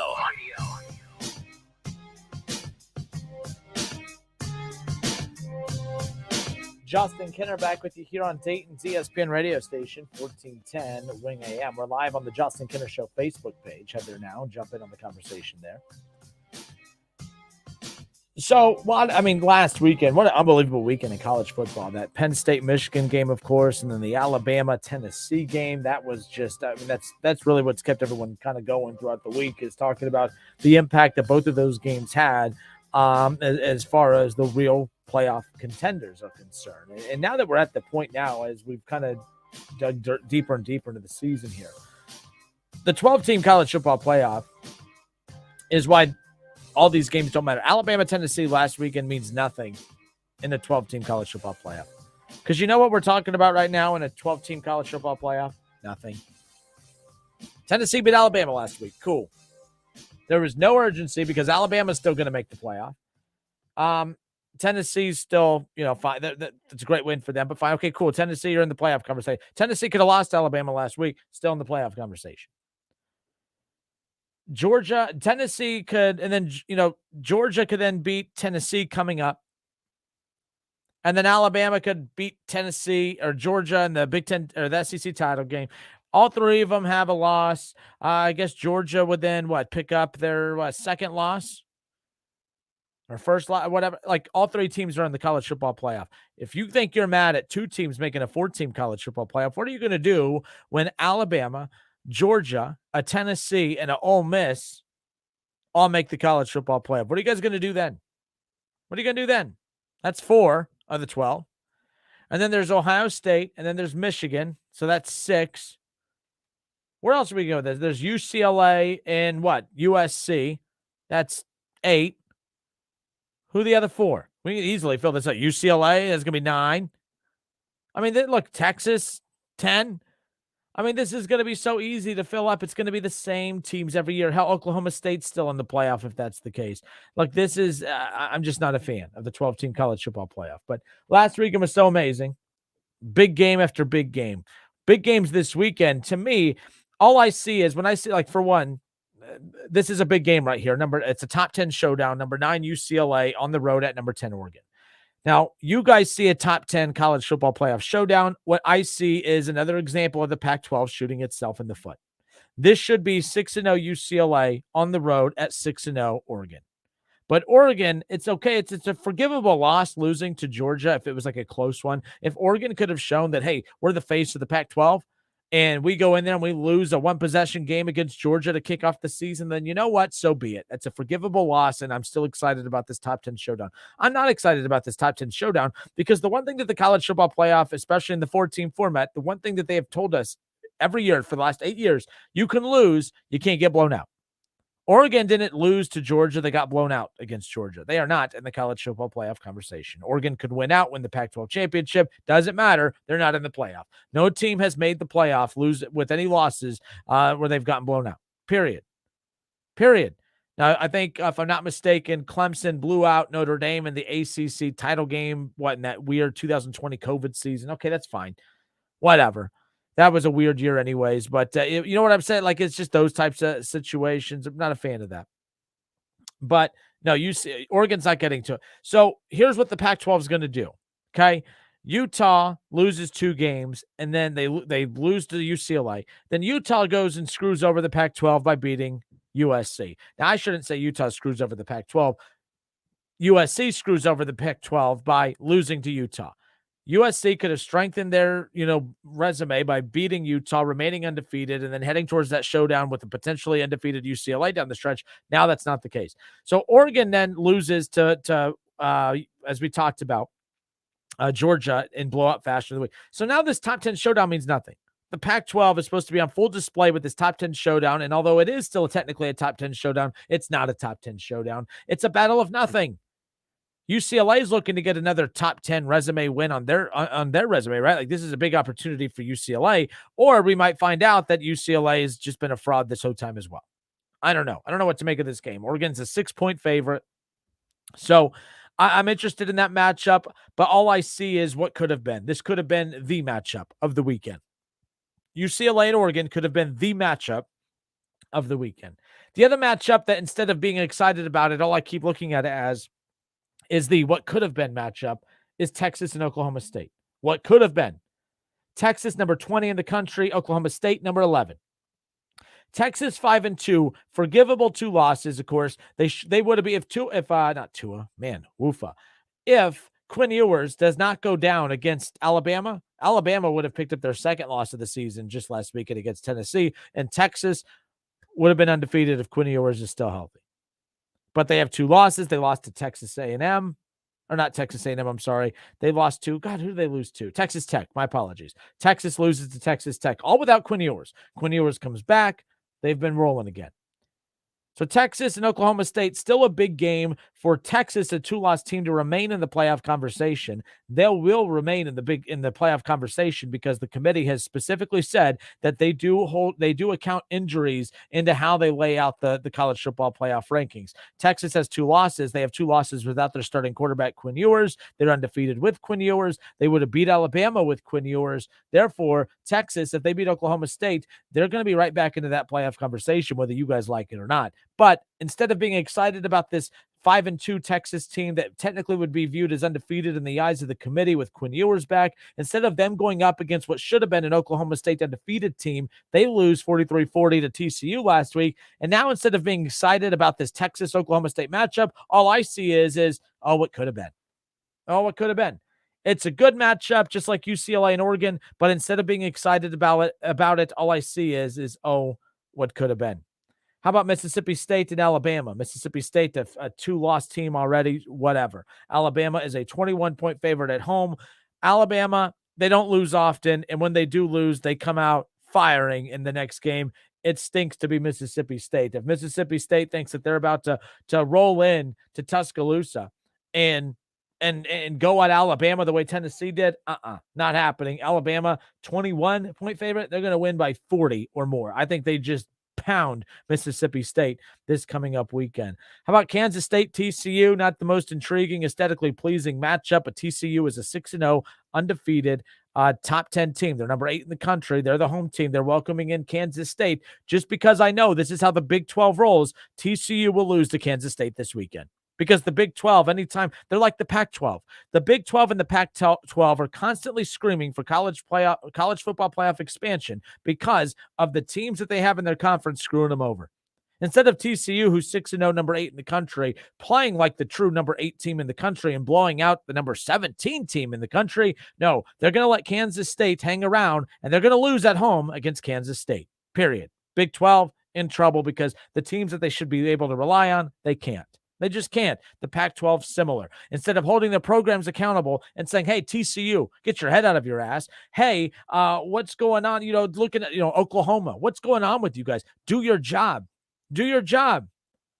No, instead of holding these programs accountable, we're going to just look at the college football playoff model and say, we need to expand the playoffs so that our teams can continue to be bums and be rewarded for it in the college football playoff. That's what they want them for.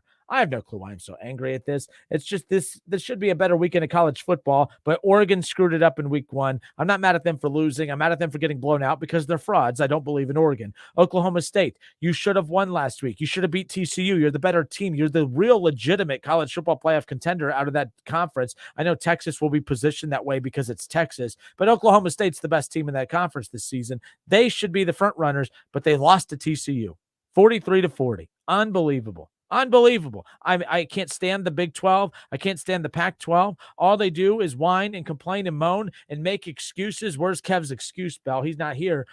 Bottom line is this, is I don't want the college football playoff to expand because they are living proof of why we need to stop expanding the playoff to let bum programs who don't know how to win when the spotlight's on them into a spotlighted playoff. They've already proven they can't win when the lights get bright, right?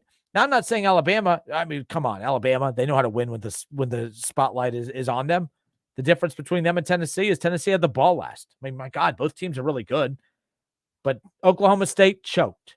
Oregon, they didn't just choke. I mean, they got choked out. I mean, it's embarrassing how much better this weekend of college football games could have been had these teams done what they were supposed to. Anyways, rant over. It's the Justin Kinner Show with Kev Nash right here on Dayton's ESPN radio station, 1410 Wing AM. All right, everyone knows I'm a big fan of Odell Beckham Jr. He visited with another interesting team earlier this afternoon. I'll tell you who that is. It is an NFC team. I'll let you ponder on that until we get back.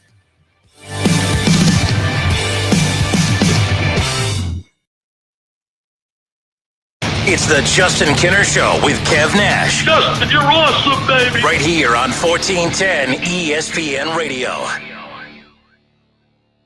Need to visit the Ohio BMV? Go online first. It could save you a trip. It's now easier and more convenient than ever to get what you need from the BMV online. Need to renew your driver's license? Renew online. And if you need to renew your vehicle registration, visit one of our new BMV Express kiosks or go online. If you do need to visit a BMV agency, use the Get in Line online tool, also found on the website, to save your spot and minimize your time waiting. For more services available online, check out bmv.ohio.gov.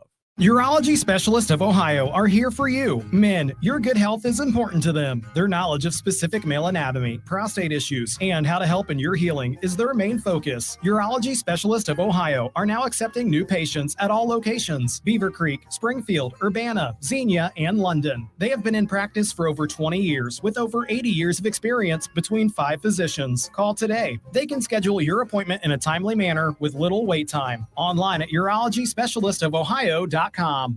Have you heard? $5,000 sign-on bonus. That's right. My friends at Cordell Transportation are now hiring Class A CDL drivers for home daily dedicated lanes, no-touch freight with brand new equipment, and offering a $5,000 sign-on bonus paid over 18 months, paid orientation, company 401k. Plus, they're now hiring recent truck driving school graduates. Apply today. Online at CordellTransportation.com. Driven to succeed.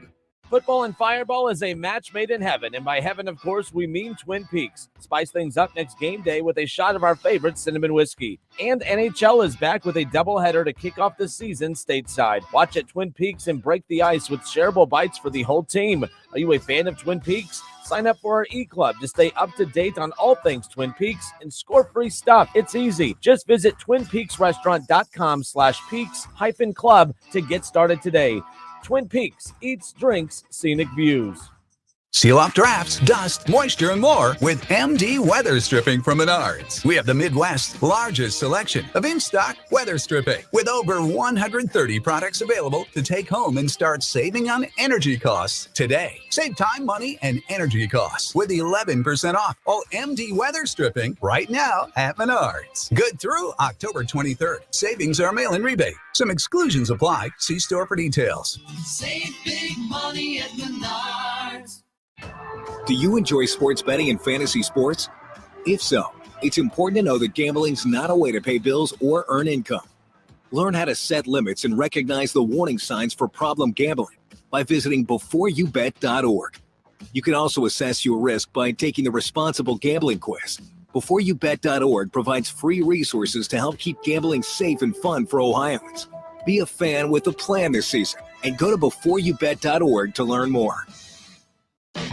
Businesses don't run on automation or algorithms alone. What powers businesses are your people and the people they serve.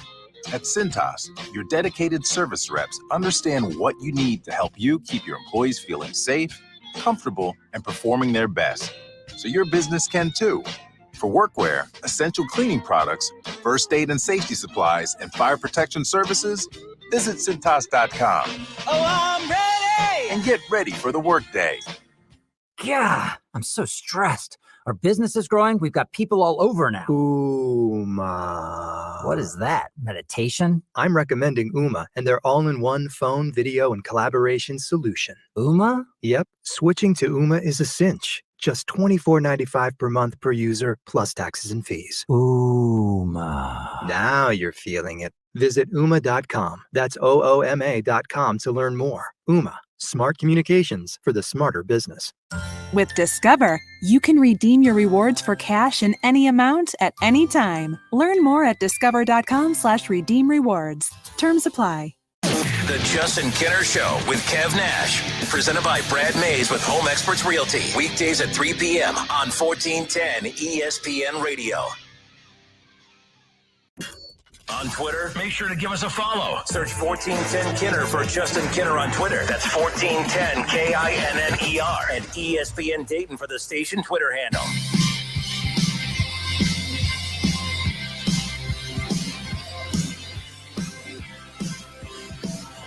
You know, it's amazing to me. Teams like the Ravens and the Packers who just continue to struggle offensively this year because they want the narrative to be that, you know, not really they want the narrative to be. They continue to struggle this year while watching their team struggle offensively, and it fascinates me. It fascinates me because there's opportunities to go out there and improve your offense even within the middle of the season. Is there anyone that you can add to take you from a bleak offensive team to a Super Bowl contending offense? Absolutely not. But you should always at least be looking to make moves to help improve your team. And that's something that the teams like the Packers and the Ravens are just not doing. They're just not doing. And earlier today, it's interesting. You know, I'm looking at, you know, the highest, efficient offenses in the NFL. The Buffalo Bills, the Miami Dolphins, somehow the Cleveland Browns are up here at the top of this list too. But the Minnesota Vikings. The Minnesota Vikings are at the top of this list, as is the Kansas City Chiefs, as is the Buffalo Bills. And you know what those teams are doing? Today, Odell Beckham Jr. was spotted in Minnesota. He was visiting with the Minnesota Vikings. The Vikings are expressing interest in signing Odell Beckham Jr. Odell Beckham Jr., in my opinion, who I really cannot stand after the way he forced his way, the temper tantrum that he threw to force himself out of Cleveland. Cleveland was a disaster. Yes, don't get me wrong, but he played a role in that disaster. To sit there and act as like, hey, that's all them and not on me. I have never respected a player less than I have respect for him because I think that was a bum move. OBJ is a bum. That was a bum move. That was a bum move on his part to sit there and not take any blame whatsoever for being the number one wide receiver on a team who did not produce whatsoever. That drives me crazy. All right. And then to go to Los Angeles, to the Rams, and everyone say, oh, look, the problem was the Browns. He had the same amount of targets in LA, average targets a game as he did in Cleveland. He had the same amount of catches per game as he did in Cleveland. He had more touchdowns. You know why he had more touchdowns? Is because when he got the same amount of targets in LA that he did in Cleveland, when he got the same amount of completions in LA that he did in Cleveland, he was the third option. He was the third option. So that means he was wide open more times than not when he was with the Los Angeles Rams. You know why he wasn't wide open in Cleveland? Because he was the number one option. And that's who the defense is honed in on. He's not a number one wide receiver. So he shouldn't go to an offense to try to save an offense. However, I do find it very interesting that teams like the Buffalo Bills are and the Kansas City Chiefs and the Minnesota Vikings are going after Odell Beckham Jr.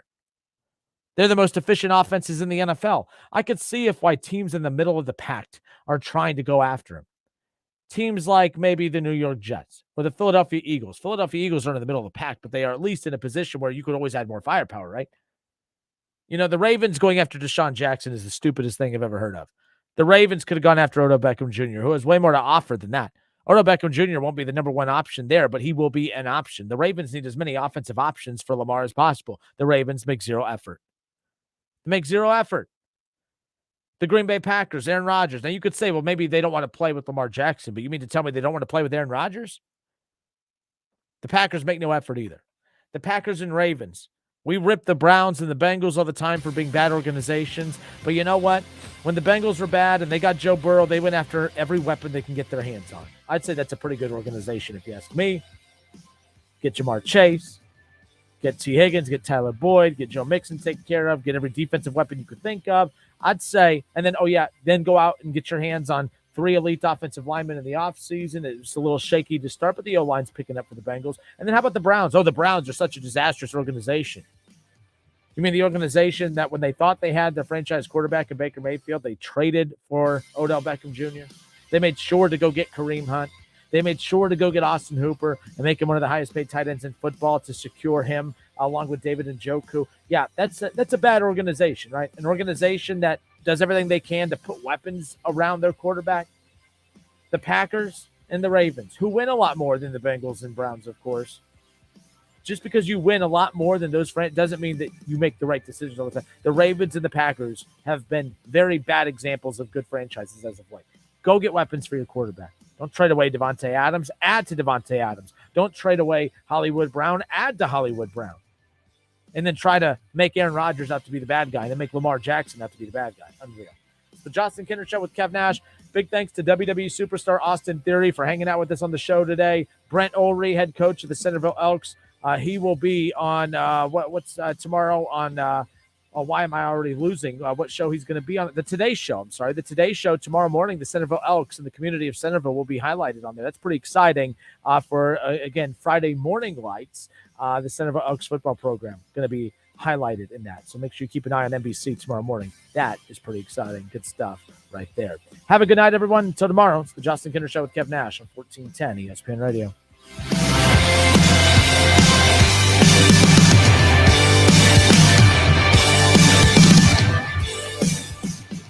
The Justin Kinner Show with Kev Nash. Presented by Brad Mays with Home Experts Realty. Weekdays at 3 p.m. on 1410 ESPN Radio. First, we decide where we want to go. Then we need to know the best way to get there. Hi, my name's Adam Barada. I'm the owner of Advantage Gold. We're the highest rated precious metals firm in the country.